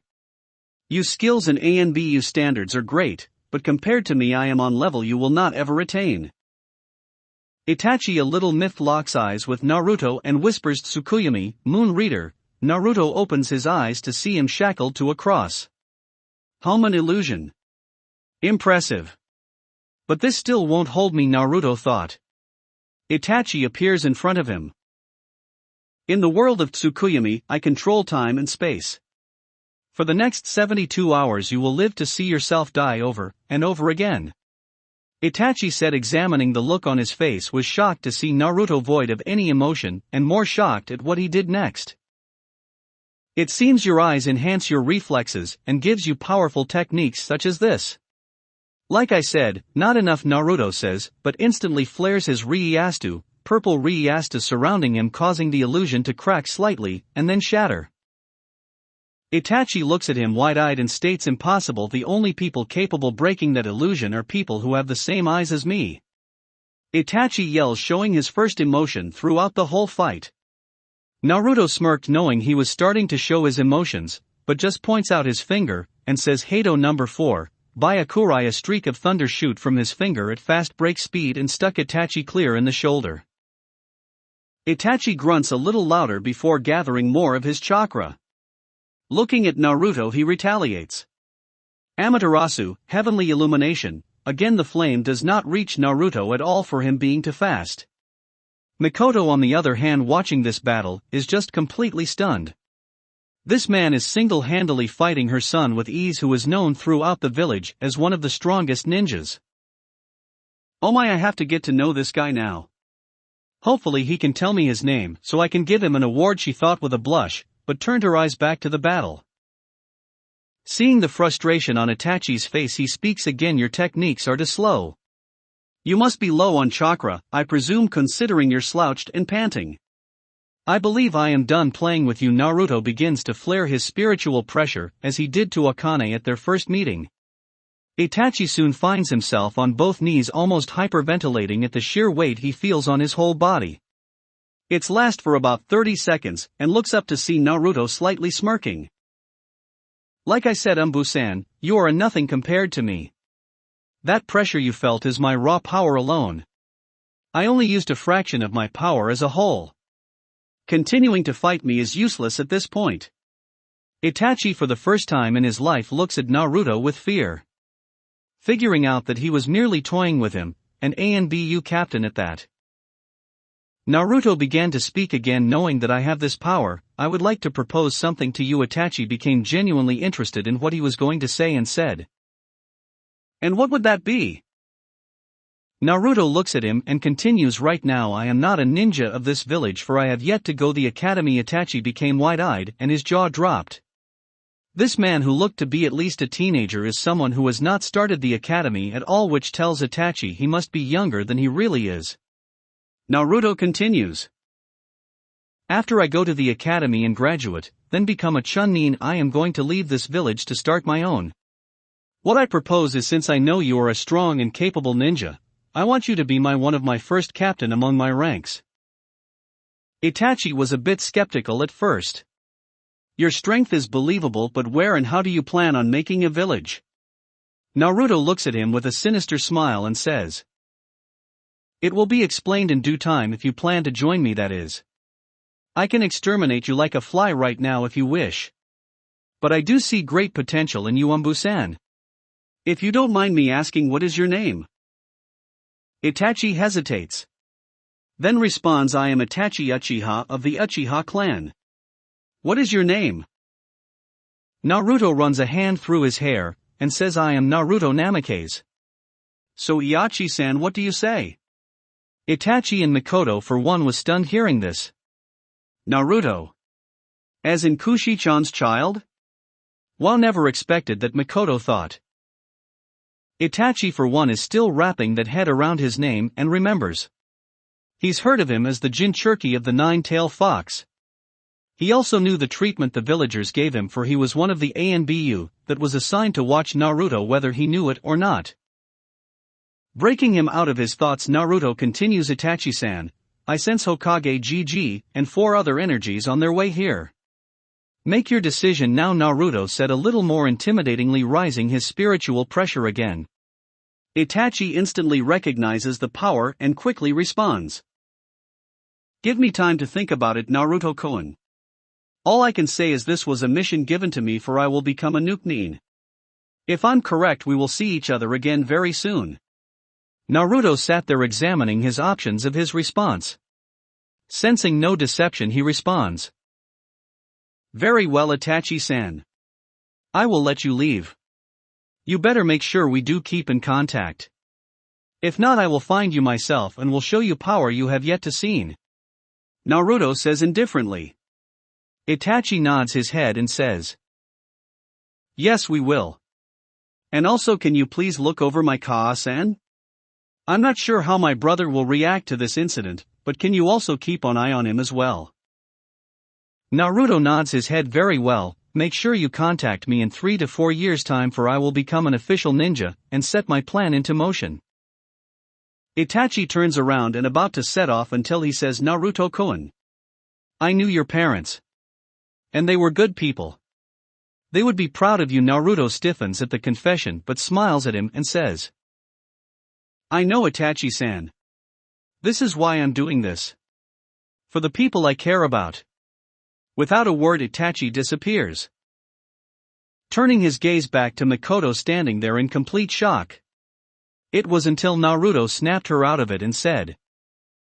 Are you okay, pretty lady? Mikoto blushes again and says. Why yes I am. Thank you for saving me. I surely thought I was going to die, she said before throwing herself into the arms of Naruto. Being Naruto as he is, he puts his hand on her back to gently soothe her, and starts whispering things in her ear to cool her down. Couple of moments later her crying dies down, and she starts to inch away from him. Naruto couldn't help but take a good look at her.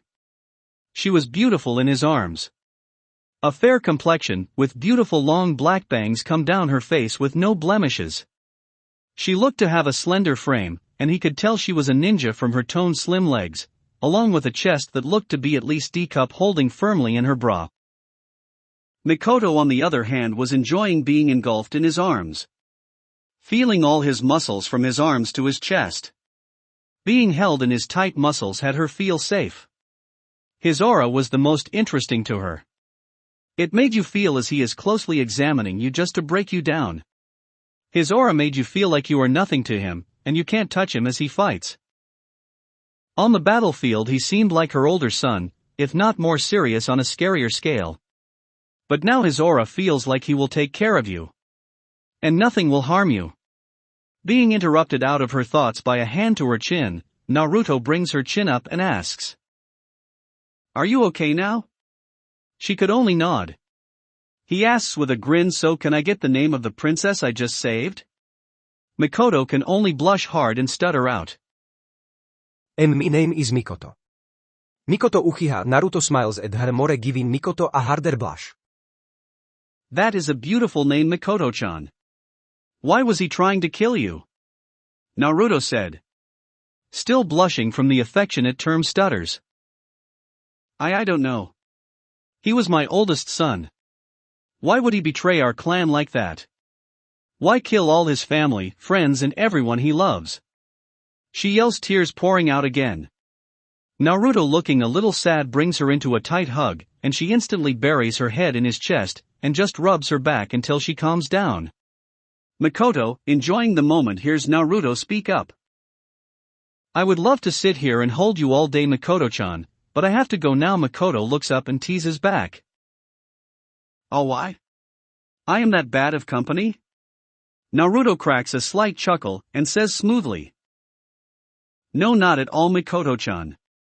Any man in his right mind would enjoy this. Would it make you feel better if I told you I am enjoying holding you?" Mikoto blushes even redder than this time and couldn't say a word. Naruto starts to hear Akane and growl a bit, making her presence known for the first time in this encounter. Akane's mindscape. She was witnessing what Mikoto was doing and started to growl. How dare she shamelessly flirt with my Naruto-kun? Wait, my Naruto-kun, when did that happen? Though I wouldn't mind making him mine. And I mean all of him. She thought, playing certain sexual scenarios in her mind, making her nose bleed at all the images. Back to Naruto and Mikoto. Seeing Mikoto blush, Naruto only smiles, releasing her, giving them a little space, and says, "Well, I must get going. GG will be here in second. When he asks who saves you, tell him everything that happened here. I'm sure GG would at least like to know I'm alive at least." She nods her head as Naruto turns around to try and get back to the forest, but hears something from Mikoto that makes him flinch. "Where are you going, and is it true? Are you going to leave this village?" Naruto stops and stands still. Turning around to look at her, he sighs and runs a hand through his hair and says, "Yes, I am. When I become of Chunin rank, I will leave this wretched village to start my own." Mikoto says, "I want to go with you," she says, making Naruto slightly stunned before reining himself in. "What would be your motive? You have been in this village your whole life. What would be in it for you to defect? You still have a child here." "Why?" Naruto said, turning his facial features serious. "I have nothing to live for except my son. I want to know how this will affect him in the future. I believe he will seek revenge. I'm hoping I can steer him away from that. But all I know is I want to start anew. This place will only serve as a memory of what happened," Mikoto retorts. Naruto, studying here, seeing the logic in her statement, speaks up. "Very well, you can come.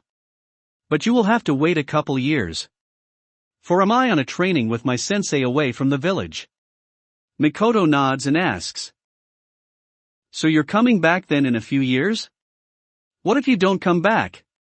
What if you decided to leave me? Where am I going to go? What am I going to do?" she yells hysterically. Not knowing how to proceed and get her to quiet down, he does what he thinks is right at the moment. Walking towards her, he gently grabs her cheek and caresses it. Then follows it up with a deep searing kiss to her lips.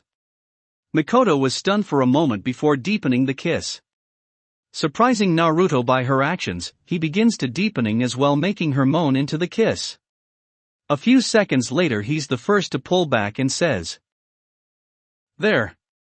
Remember that kiss, Mikoto-chan. It's my promise to you that I'll be coming back." Without another word, he shunpas out of the compound back to the forest to try and catch up with Aizen. Mikoto, still in a daze, thought one thing while he has the softest lips ever. And he's a great kisser. Mikoto suddenly hears a voice. Mikoto-chan, are you alright?" she hears someone say. She focuses her gaze on the person, and it appears to be Sarutobi, and some ANBU behind him. "Hello Hokage-sama, and yes, I am fine." Sarutobi notices her glazed eyes and asks what happened here, who did this. Mikoto began to explain how everyone in the compound got slaughtered by her oldest son, even her husband, leaving everyone dead except her son. Then she tells about how she almost died if it weren't for a blonde swordsman. Sarutobi, being a little more interested, asked who it was. Her answer shocked Sarutobi. Explaining it was Naruto, she began to tell him how he beat Itachi with ease and was toying with him. This further shocked Sarutobi to his core. He knew Itachi was one of the best ninjas in the village. Even the ANBU were amazed. No one was ever up to Itachi's level during his time in the ANBU. Hearing that an 8-year-old was capable of feats shocked them. Especially a purple-haired sword-loving kunoichi in the group. Remembering what he looked like in the forest of death, she began to blush under her mask. But what interested her was the boy's supposed sword skill. She knew Itachi-senpai was excellent at sword and had almost to no flaws. She knew she had to meet him and maybe test her skills. Sarutobi was in deep thought about it. "Naruto-kun, it's almost only 1 year, and you're able to single-handedly defeat one of my best operatives. What of training have you been doing?" Sarutobi, snapping out of his thoughts, tells ANBU to fetch Sasuke and get him and Mikoto to the hospital. Both Sarutobi and Mikoto ended their night with thoughts of the same blonde boy. With Naruto. A couple minutes later, reaching a clearing, he spots Aizen meditating. Aizen, sensing him, speaks up. "How was it, Naruto-kun?" Naruto sits down next to him and lays back on the grass to gaze at the sky and says, "Nothing I couldn't handle. It seems my Hado has gotten better in power and accuracy. Not only that, but my speed was no match for the man I fought. It seems he held a high position within the ANBU." Aizen smirks and say, "Wouldn't expect anything else from you. Your training is almost over. And for that, the only thing left is to find your Zanpakuto spirit. What did Kyubi say about training, by the way?" Naruto thought about it and said, "Ah yes, let me ask her." "AKA-chan, are you there?" Naruto says through the mental link. Akane responds. "Yes, I am Naruto-kun, and to answer your sensei's question, I will help you with everything from chakra control to elemental chakra and learning those just as your Hokage gave you. We should begin with that after you learn your Zanpakuto spirit." Naruto nods and thanks her, but was interrupted when Akane yells again, "And you better come in here tonight so we can cuddle." Naruto chuckles and responds, well, who would have thought the Kyubi no Yoko would want to cuddle with someone like me? Well, I wouldn't miss it for the world." Akane blushes, glad that Naruto couldn't see her right now. Naruto, breaking the link, tells Aizen everything Akane said. Being pleased with the answer, Aizen says, "Well, rest up tonight. For the rest of this month you will try to confront your Zanpakuto spirit. After that it will have been 1 year. For the next 3 you will be refining these techniques to near perfection. If everything works out, you should be able to surpass me. Also know that once your training is complete, I will have to leave. No, contacting your spirit doesn't always come easily. You might have to spend weeks on it."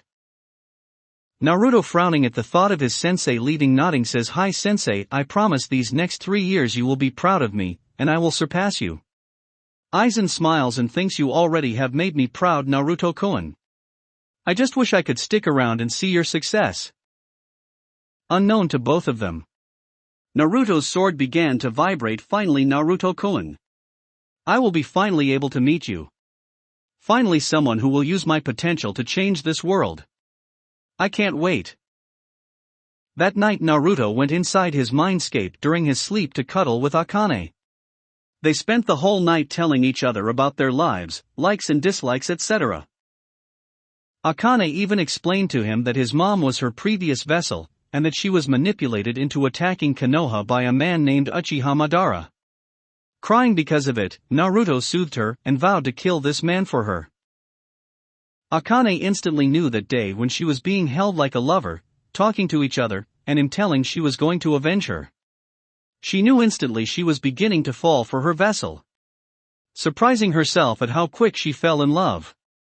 But she then realized she cared for him all along, and it took certain actions for her to confirm it.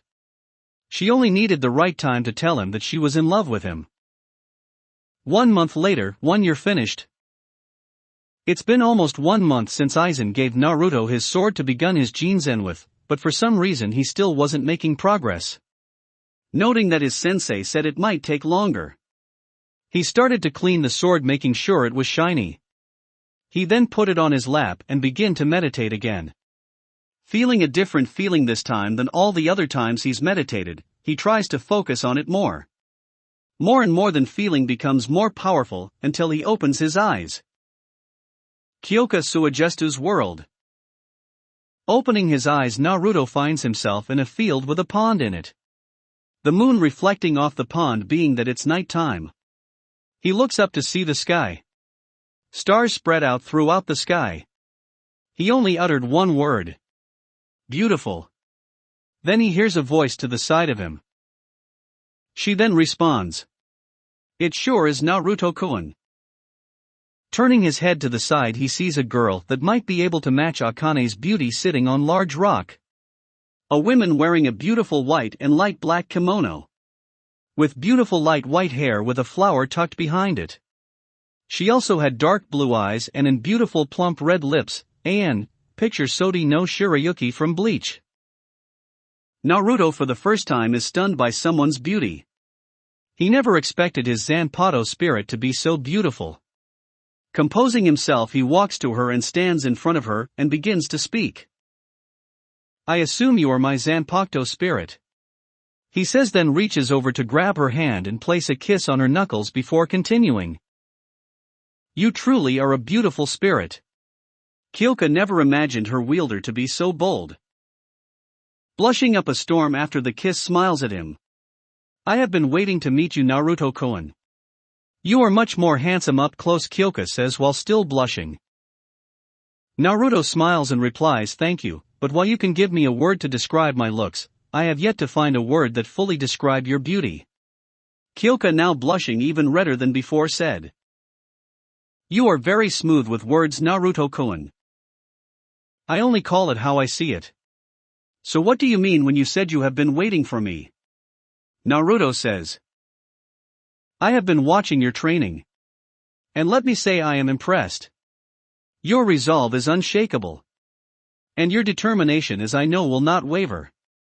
I know for a fact you will be able to wield me at higher state than Aizen can. Kyoka said, trying to control her blush. Silence reigned over them for a few minutes before Kyoka speaks up. Tell me, Naruto-kun, do you know my name? For a minute Kyoka looks at him silently, hoping he does. Naruto gazes at her with a soft expression and says. Of course I do, my beautiful mirror flower.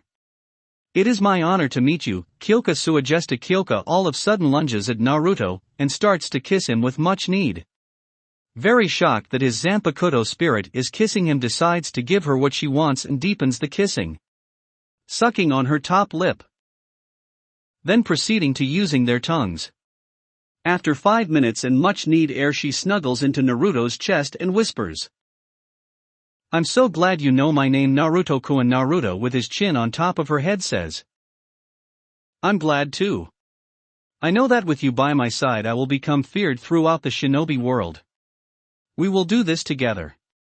Without another word he steadily puts her at arm's length, and says, I need to get back now. I promise I will visit you often. Goodbye Kyoka-chan, and with that giving her a kiss to the forehead then fades away. Kyoka sitting there on the rock thinking about the lips that just graced not only her forehead, but lips and the term he used her name in. Such a kind soul for those he cares about, yet a man who will not fear to cut you down at an instant. You won't have to be alone anymore. I will always be there for you, Kyoya thought out loud. She was interrupted from a voice of a female behind her. I see you meet him too. She turns around to see Akane leaning against a tree. Kyoka responds, yeah. He is wonderful man. Not to mention a cute one at that. Akane chuckles.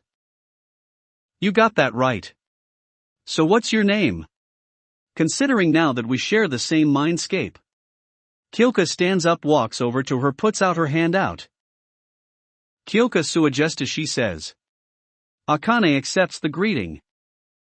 Well, I am the QB no Yoko, but you can call me Akane, she says. Kyoka was then spoke. Nice to meet you. At least I have someone here to talk to. Akane nods her head. I agree, it does get pretty lonely in here.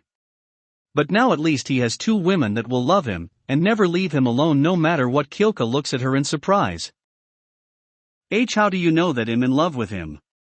Akane can only laugh again. That look you had on your face when you talked about him. It's the same look I get when I see him, or think about him. The look of wanting to love him, Akane says with a deemy sigh. Kyoka blushes. Well, at least we have one thing in common. Kyoka says with a slight giggle.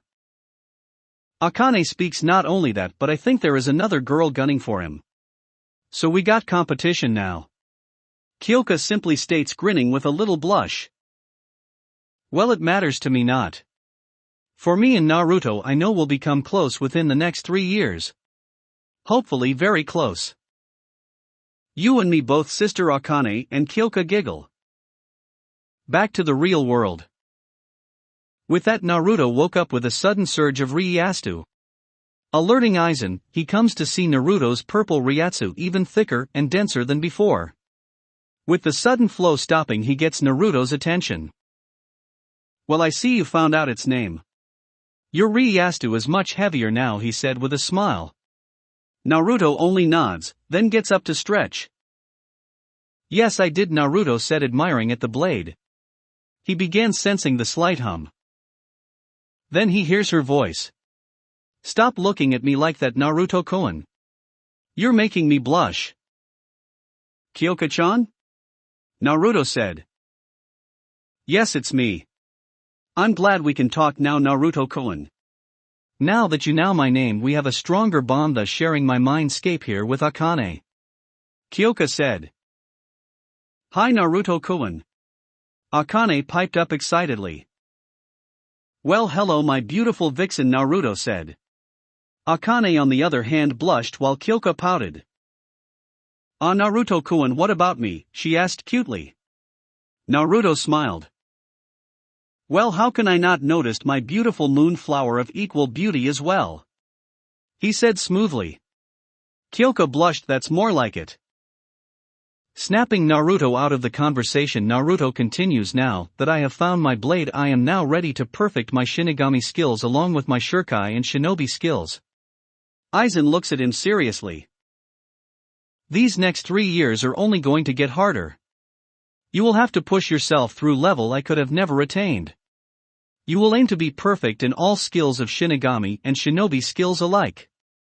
Are you sure you want this? Aizen said. Without a doubt of hesitation, he said, I understand the trials that I will face, and I am ready to move forward. Especially with my beautiful moonflower and vixen and you, Aizen sensei. Right. Naruto said in his head. Damn, Naruto-kun, we will be with you every step of the way. We will never leave you, Akane said. Kyoka nodded, then speaks up. Yes, Naruto-kun, we will make sure you are the strongest to where no can oppose us. Naruto nods in thankful manner. I have no time to waste. Let's get started, Aizen sensei. 4 years later. After finally meeting his Zanpakuto spirit, Naruto began training his skills non-stop to try and reach attainable levels no human can possibly go. Naruto perfected his katas to a T. Every strike he can deliver are instant kills. He perfected his swings to such a degree he can cleave off any body part with ease. His Zanjusta skills have defiantly surpassed Aizen's by a mile. Naruto's Kido and Bakudo exceptionally grew also. He is able to cast level 90 Bakudos and Hados and above without an incantation. His flash step has also increased, he is faster than Aizen now, to the point he is untraceable to the human eye. Him and Kyoka Suagesta trained with each other constantly. She explained to him about her Shurikai's effect. She mentioned that whenever anyone takes at least one glance at the sword they will be in complete hypnosis, being able to control a person's 5 senses, touch, smell, sight, hearing and taste. He began to train with her extensively, and with that the relationship between Kyoka and Naruto deepened, making the tactics for the use of the Shurikai incredible. They started to bond so much Naruto would come in the mindscape every night to cuddle or talk with her. After training his Shinigami skills, Akane began to teach Naruto about chakra. Akane first helped him by unlocking his chakra. He naturally had an enormous pool of it combined with his Rieastu. He then began to work on basic chakra control, and with this he would be able to perform justas without wasting extra energy.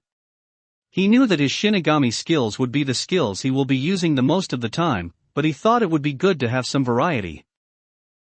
So for a couple months he worked his chakra control to at least mid-Jounin ANBU level. He also mastered the scrolls that his GG gave him to a high degree. In the scrolls were wind techniques which Akane believes he has a strong affinity for, water which he is decent at and fire which he was not good at, along with the 3 academy justas he will need to know. Just like Kyoka, Akane and Naruto also got to spend a lot of time together in his mindscape. They both grew close to each other, almost like lovers. It was hard for Akane not tell him she was in love with him. She was afraid of what Naruto might say, so she kept hidden to try and find the right time to tell him. So far Naruto's skills were above and beyond he could have hoped for. So where do we find our blonde hero now? Here we find him walking on a dirt road back to the village. His appearance has dramatically changed. Standing at 6 feet 4 inches with a lean frame. Hair that flows even more than before. With his hand laying on the hilt of Kyoka sitting snugly on his left side. He no longer sports his civilian clothing anymore. He wears the exact replica of Aizen's outfit. All white, high-collared with black trimmings with a purple-like waistband. He decided to wear this in honor of Aizen, and for what he has taught Naruto. Naruto and Aizen grew very close within the years, moving past the sensei and student relationship to almost a degree of father and son. For Naruto he had no problem calling him Two-san, especially for all the things he taught him. To be manipulating, cunning in battle, sharp and prepared. To know your opponent's moves, making a plan so you're 3 steps ahead of them. Thinking about it now. He lost the only person he could have called close to being a father. Flashback. Shatter, Kyoka Suagestu. Naruto says, his body shattering like glass. With long slash to his Aizen's back. Aizen, knowing he can't keep up, he shakily walks forward with a smile and slumps down before speaking. You have done well these past years, Naruto. You have surpassed me in many ways. You have excelled at everything I have taught you. All there is left to do now is go back to your village and show them who you have become. Naruto turns around and bows. Thank you, Aizen-sensei. If it weren't for you or the Hogokyu, I would not be here in the first place. I owe all my skills and training to you. Aizen smiles, stands up and looks at his hand slowly withering away. Naruto yells, Aizen-sensei, you're disappearing. It seems so, Naruto. I believe my purpose here has been fulfilled. I guess this is goodbye, Naruto, Aizen says with a slight smile. Naruto on the inside wanted to cry and hug his sensei, but on the outside he shouldn't. In memory of Aizen's training he told himself he will remain calm and collect as ever. Naruto walks up to him eye to eye. Aizen-sensei. We have been together throughout these years. You have taught me many things. You showed me what it's like to have someone care for you. I know this might sound weird and I know I have a real father, but I've always considered you one too, Sen. Naruto says, smiling. Aizen goes wide-eyed at his confession. But then just smiles a true smile for the last time. I know you have, Naruto, and I am honored to think you gave me a title that means so much. You know what's funny? A couple hundred years ago I would have never involved myself with such trivial things such as emotions. In my mind I believed it slowed me down in my conquest of power. Isn't it ironic that now, thinking about the things I've done in my past life and training you for years, I just couldn't help but grow fond of you, Naruto-kun. Aizen continued. Close your eyes, Naruto, I want to give you something. Naruto closes his eyes. Aizen then materializes the same clothing he has on. Okay, Naruto, open your eyes. Naruto then opens his eyes and sees the same outfit Aizen is wearing in his hands. I thought you would need some new clothes on your way back. Just a little something you can remember me by. Naruto takes it in his hand, threatening to shed tears. He goes behind a tree to change. He comes out looking like an exact replica of Aizen. Well, you look pretty good, Naruto, Aizen says. Thank you, Aizen-senna. No thank you too, San. Naruto says, bowing. Aizen's arm, then his body began to fade. Well, looks like I'm being absorbed now. Never stray from your goals, Naruto. Make me proud. Show them a true power of a god. Aizen then vanishes. Closing his eyes with a lone tear falling out, whispers, I will, Aizen-sensei. I promise. With that he begins to walk out of the forest. Back to Naruto. As Naruto was reminiscing, he hears a couple men from the trees and bushes, and a woman screaming far ahead. Naruto, being curious, sets out to find where the noise is coming from. Hopping from tree to tree, he spots where the noise is coming from. He sees what it looks to be like ninjas, but not from the village of Konoha. But what grabs his attention is this woman on the ground with multiple cuts, bruises, and some torn clothes. His attention turned to her beautiful ruby red eyes. They resembled Itachi's, but more beautiful and majestic. He can tell she was a kunoichi from the hitaichi she was wearing and the pouch for weapons. But what they started to do made his blood boil. All three of the ninjas were going to try to pin her down and rape her. One man, which he determined was the leader, began to rip her clothes off and started to pull his dick out, ready to rape her. Naruto Shunpaed at the blink of an eye. Kurenai's POV. Kurenai just got back from a mission to Suna. A simply C-rank delivery mission to the Kazekage and back. But halfway into her getting home, she encountered three ninjas from Kumo, of all ninjas. She determined they all looked at least to be mid-Chunin to Jounin. She put up a good fight until one of the ninjas hit her from her blind spot. Well, you put up a good fight, bitch. One of the ninjas said. Hey, you wanna have fun while the bitch is down, said the other Kumo ninja. Kurenai's eyes widened when she heard the word fun. She knew what they wanted to do. Alright, we can have some fun. Both of you pin her down. I'm going to have a go at her first, said the supposed leader of the group. Both of the Kumo ninjas restrained both her arms down so she couldn't use jutsu.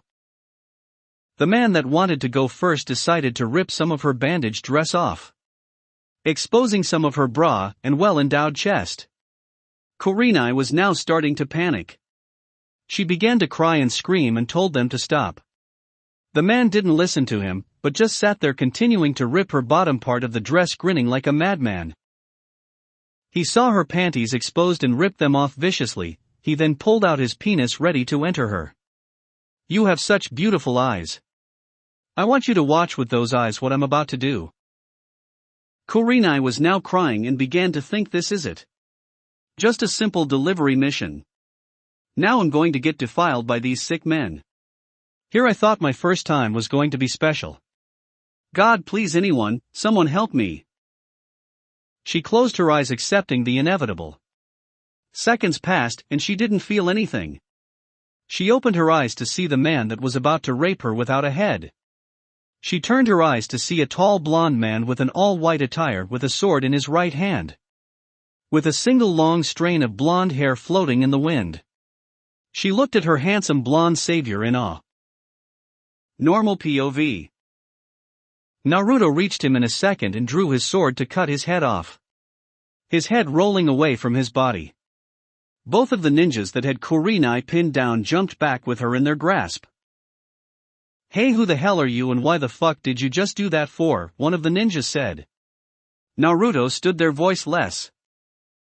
Quickly he shunpaed in between the two ninjas and grabbed Kurenai, and went back to his same spot. The two ninjas couldn't believe what they saw in terms of speed. They didn't see him move, and they were looking at him the whole time. Naruto with Kurenai, who still had tears flowing from her eyes, looked at her, took off his coat and put it around her and smiled. The feeling of his coat around her made her feel safe. This made Kurenai feel a little warm inside by the gesture and his smile. "Don't worry now. I will handle it from here. You just rest now," Naruto said as he laid her by a tree, turning his gaze back to the ninjas. "You know, you three were about to do an action I deem acceptable in terms of death. I am sure you can guess what it was." Flicking the blood off his sword, Naruto continued. "Now that one of your own is dead, that leaves just you two. Tell me, were you planning on taking part of your leader's actions?" The two Kumo ninja looked at him as if they had seen a ghost. Both were having a hard time trying to utter a word until one spoke up. "No man, we didn't want to do anything. He forced us both," said one of the men shakily, knowing that this man can end his life with just a swing of his sword.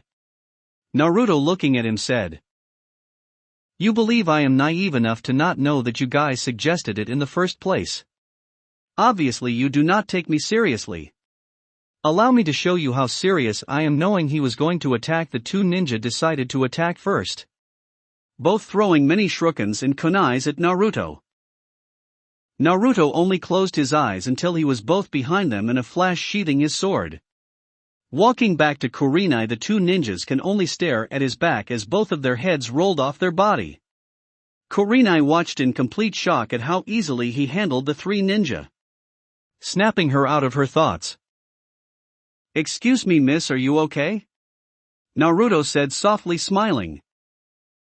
Kurenai thought his smile is beautiful before responding. "I am. I was so scared I thought I was going to die, and they were going to." Before she can finish another word, she felt two muscular arms around her. Naruto whispered, "It's okay. Let it out. They are not here anymore.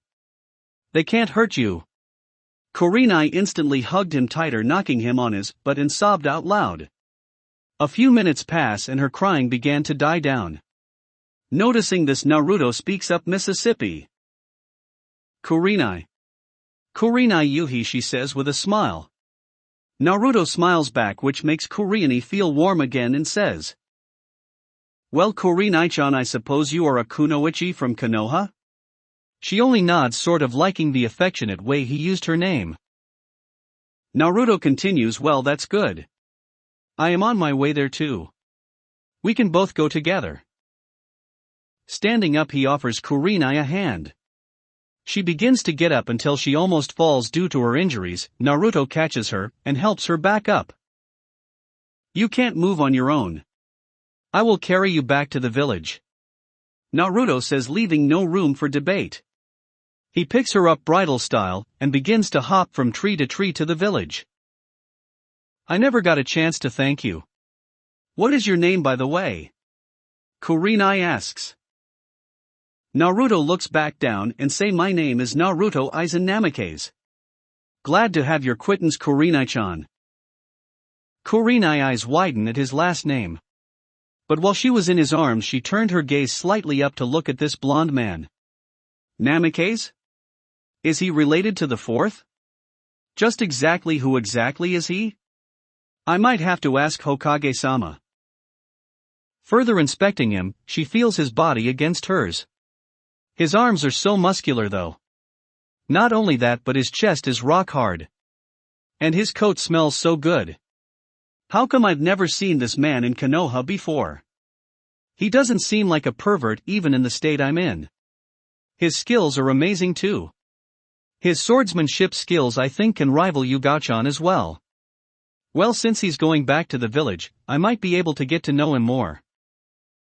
She thought before unconsciously inhaling his scent of his jacket followed by snuggling into his chest. Sensing this, Naruto can only help but smile. Konoha gates. Spotting two guards, one stops him.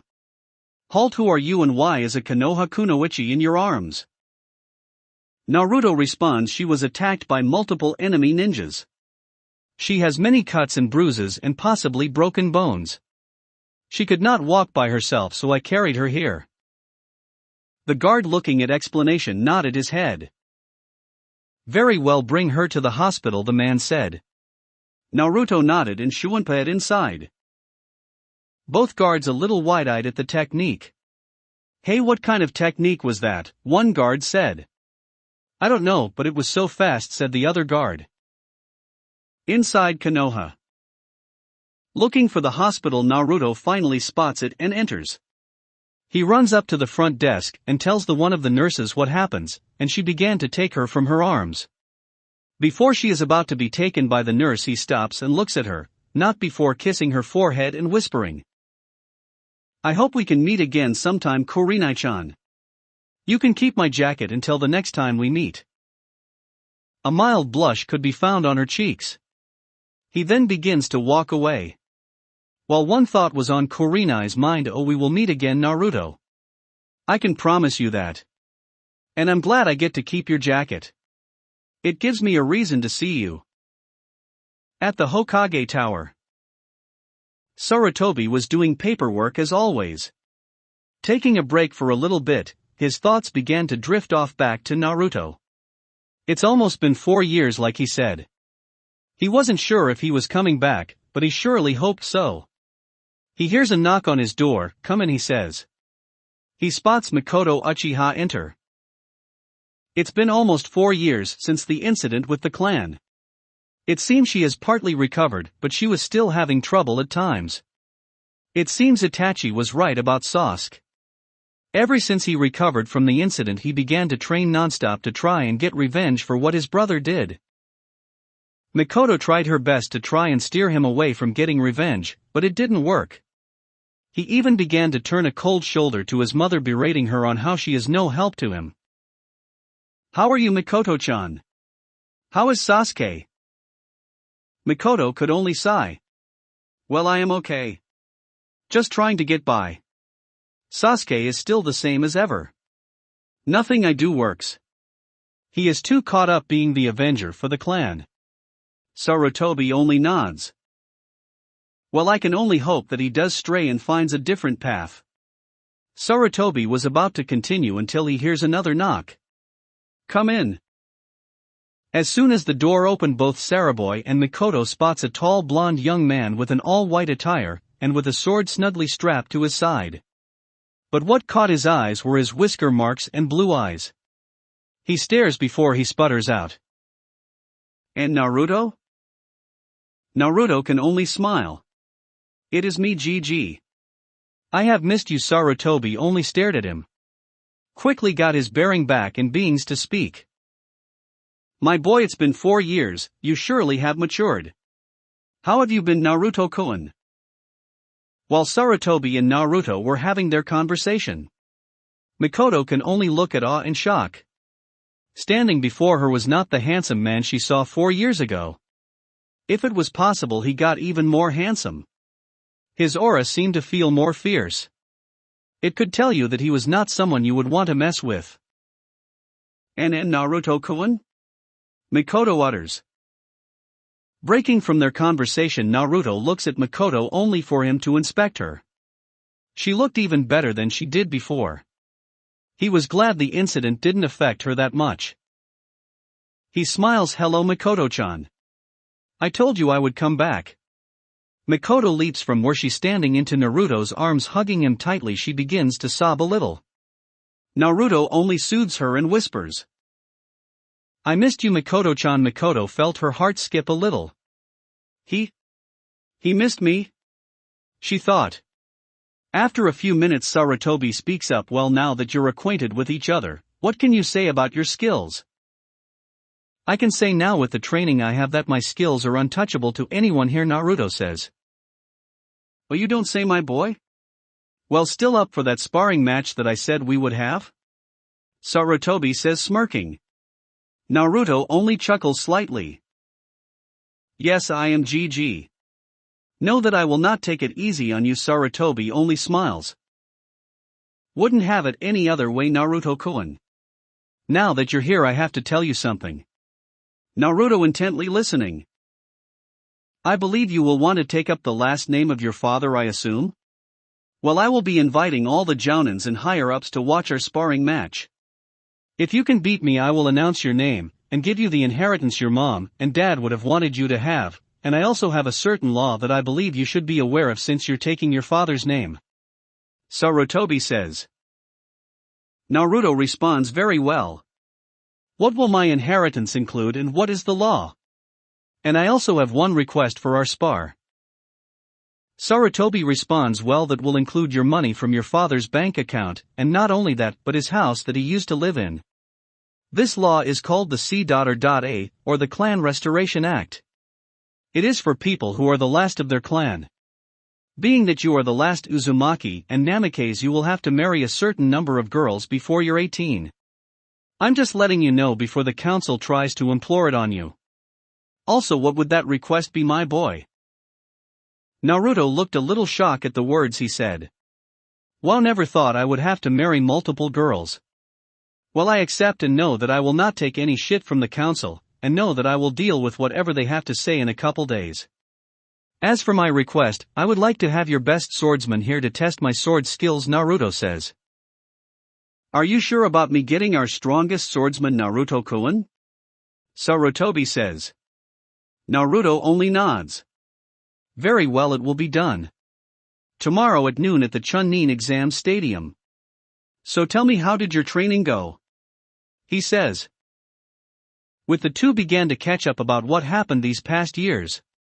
Mikoto on the other hand had different thoughts. He will be in the CRA, huh? Well, this might be good. I will just have to play my cards right and see where this takes us. What Naruto didn't know was that Mikoto developed a crush on him a few years after she was saved by him. After talking with Sarutobi, he follows the direction he gave him to find his house. Many people were looking at him weirdly as if they have never seen him before. While many of the women were looking at him with blushes and mild lust. Well, at least they aren't calling me demon brat now. But we will see how long that lasts, Naruto thought. AKA-chan, Kyoka-chan, you guys there? Naruto says. Yes, I am Naruto-kun. How does it feel to be back in this village? Akane says with disgust. It's alright. But we will see how they all react tomorrow at the news of who I am. And how they spat on their Hokage's last wish, Naruto says. Kyoka speaks up. Don't worry about it, Naruto-kun, I can't wait to see their faces tomorrow when you showcase your skills. Naruto only nods. I'm glad I have you beautiful girls in my life. I also want to tell you guys something tonight. But no, we will show the people in Konoha that I have no equal. And those who oppose will only fall to my blade. Both girls lightly blushed at the affection of words he said while they can only nod, wondering what he wanted to talk about. Looking up, he sees the address.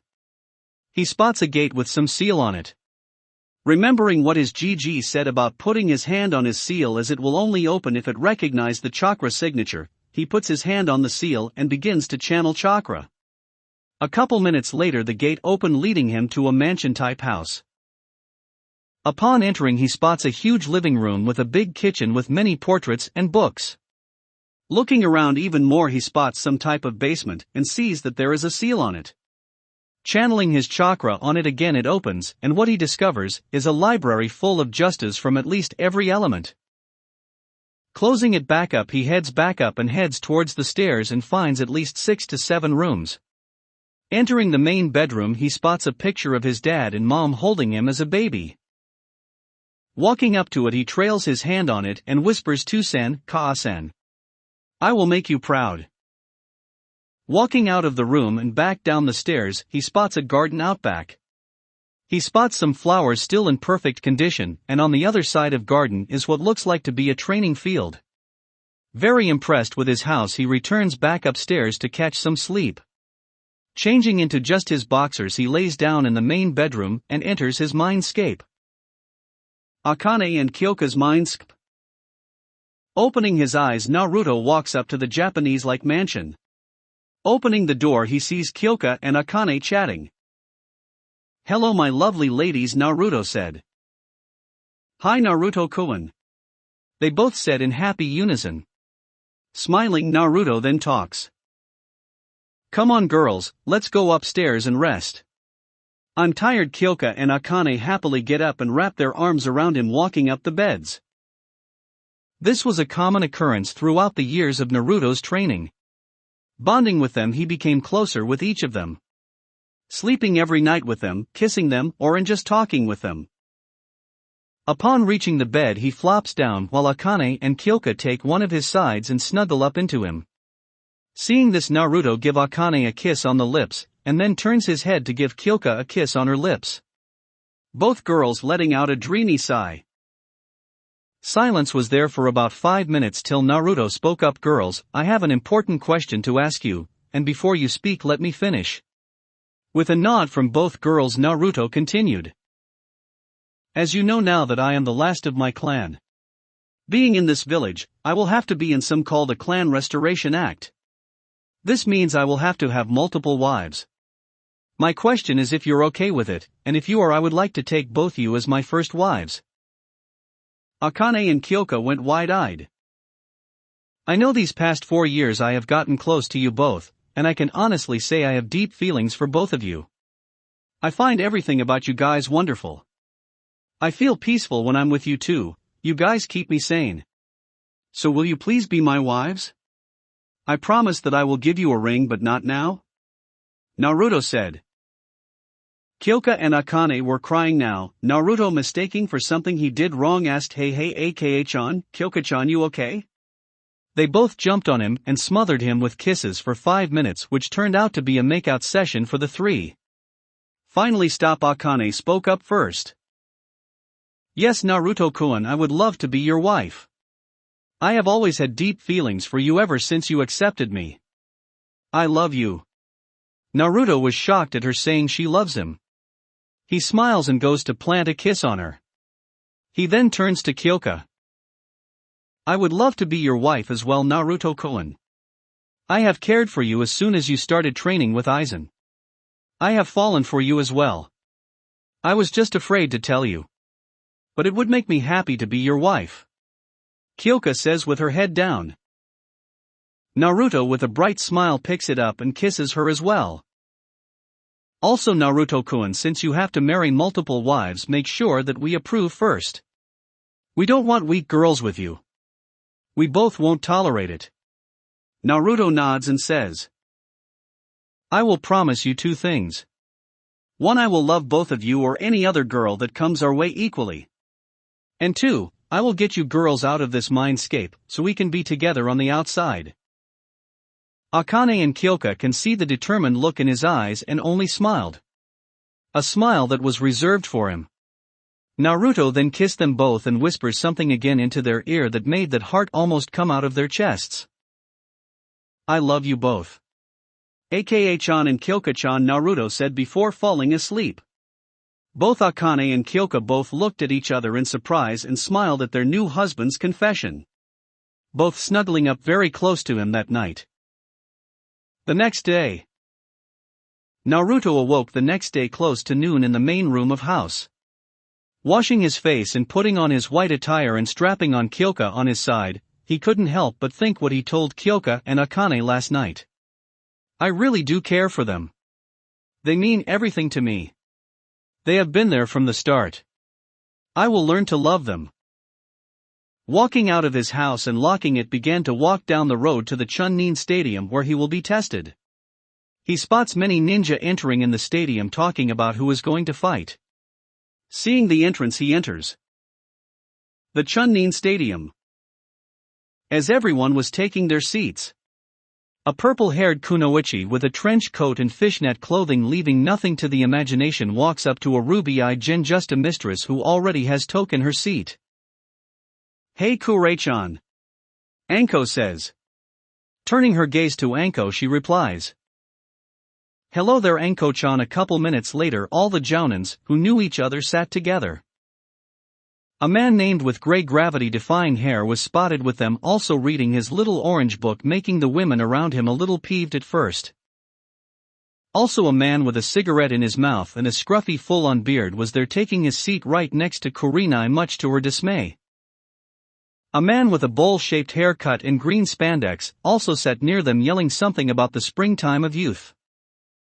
These were Kakashi Hatake, Asuma Sarutobi, and Might Guy. Anko then speaks up. "So who do you think the guy is that's going to sparring with the old man?" Everyone wondered about this also.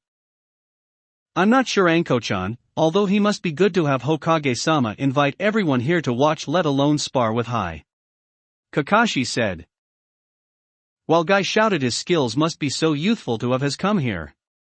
"Right Kakashi, my greatest rival?"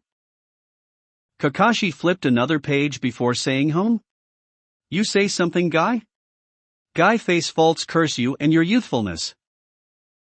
Meanwhile Asuma was attempting to talk to Kurenai. "So Kurenai-chan, I was wondering if after this you would like to go on a date tonight." Kurenai then responds, "Sorry Asuma, I can't. I'm having a girls' night out." Asuma, a little down, just says, "Yeah sure, okay, maybe next time," while Asuma was back to thinking of a way to get her to say yes to a date. While Kurenai was thinking about a certain blonde man whom maybe I should try and find him after this. I didn't even get a chance to thank him properly. Plus is still have his jacket. Shaking her out of her thoughts, she heard the Hokage-sama speak up. Upon hearing his speech the mystery man entered. Looking closer, Kurenai spots the man she was thinking about. Blonde hair, slim figure and all. Without consciously thinking she yells, "Hey Naruto-kun!" Having everyone in the stadium look at her. Shinobi Council side. Mikoto was on the other side of the stadium with all the whole Shinobi Council present. All that were present were the heads of each respective clans. Starting with the Hyugas, the Naras, the Akimichis, the Yamanaka, the Inuzukas, the Aburame, and the Uchiha clan. Each clan represented by their heads there. The Hyugas well known for the clan eyes, the Byakugan, and their clan style Taijusta known as the gentle fist that targets special points in your body, shutting down your chakra. Hayashi Hyuga known as the head of the clan. Having long black hair and wearing loose traditional robes accompanied with pupil-less white eyes. Shikako Nara, with 2 scars on the right side of his face. He had dark hair tied up into a spiky ponytail, dark eyes as well as a goatee. The Nara clan known for the impressive IQ and laziness. They are masters at using the shadow to their advantage by trapping opponents and killing them. Next was Choza Akimichi. A large man with long red hair, with purple markings on his cheeks and samurai-like outfit. The Akimichis are known for the consumption of food, turning it into energy. Their clan's technique is known for their body part expansions. Sitting next to Choza was a man with long blonde hair reaching his back with spikes in the front with blue-green eyes. His name was Inoichi Yamanaka, head of the Yamanaka clan. Their clan being known for the flower shop and using their skills for interrogation and espionage. Their techniques they are known for are transferring consciousness, reading minds and communicating telepathically. Suma Inuzuka, the head of the Inuzuka clan. She had long, spiky, untamed brown hair, vertical slit-like pupils, elongated canine teeth and nails. On her face were fawn-like markings known for their clan. A clan that are known for their dog companions. And being able to use collaboration techniques with their companions. Next were the Aburame clan. The head, being Shibi Aburame, being very stoic and silent. He wears dark glasses with very spiky short black hair and a mustache. He typically wears a high-collared outfit, while carrying a gourd on his back that is used for holding more Kakechu. Their clan are known for using their bugs to drain opponents' chakra. And lastly Mikoto Uchiha, head of the Uchiha clan. Luckily for her, she began to train after she was saved by Naruto. Although she tried training with her son, he would outright refuse, telling her she was worthless and doesn't deserve being called the head. Saddened by his choice, Mikoto, ever since she became a housewife, she started to slack a little on her kunoichi skills. Luckily for her, she was able to train her Sharingan, making her worthy of the clan head title. Being that she was the head of the Uchiha clan, now she had to show up. Although she didn't mind knowing that her Naruto was about to fight today, while trying to make him hers. But she always was curious about how his skills have grown. And now she will get to find out. Sarutobi, finishing his speech, has Naruto enter. Walking in, Mikoto, seeing him, couldn't help but marvel at how handsome he is. It was then she heard a woman yell, "Hey Naruto-kun!" Instantly flashing her Sharingan at the woman who said his name like that. Who the hell is she, and how the hell does she know Naruto-kun? Good afternoon, ladies and gentlemen. I'm glad you all can come here today. Today I have a very special treat for you. It will be a sparring match against me and our top swordsman, one of my ANBU. Her name is Nico. Many of you think this man would be crazy to challenge an ANBU, and the Hokage of all things, but I believe you will be very surprised at what he is able to do. Let's start this. Let him in, Sarutobi announced. Naruto opened the door and began to walk towards the field. Hands in his pocket, hair flowing in the wind. Taking small steps to analyze who are in the stadium. He saw that many of the kunoichi were blushing and drooling over him. Go figure. Upon analyzing the crowd, he hears a girl shout, "Hey Naruto-kun!" Turning his gaze to who shouted, he spotted Kurenai. Smiling, Naruto responds, "Hello Kurenai-chan, nice to see you again." In the stands, Kurenai can only stare at his beautiful face until she heard Anko yell, "You're that Gaki in the forest I saw a couple years ago." Snapping her out of her thoughts, she says, "You know him, Anko-chan?" Kurenai says. Anko looks at her and responds, "I don't know him, but I saw him train at the Forest of Death with another man. His skills at the time looked at least mid-jounin level." Anko, grinning, continues, "Enough about me, Kure-chan, how do you know this blonde hunk?" Kurenai blushes a little.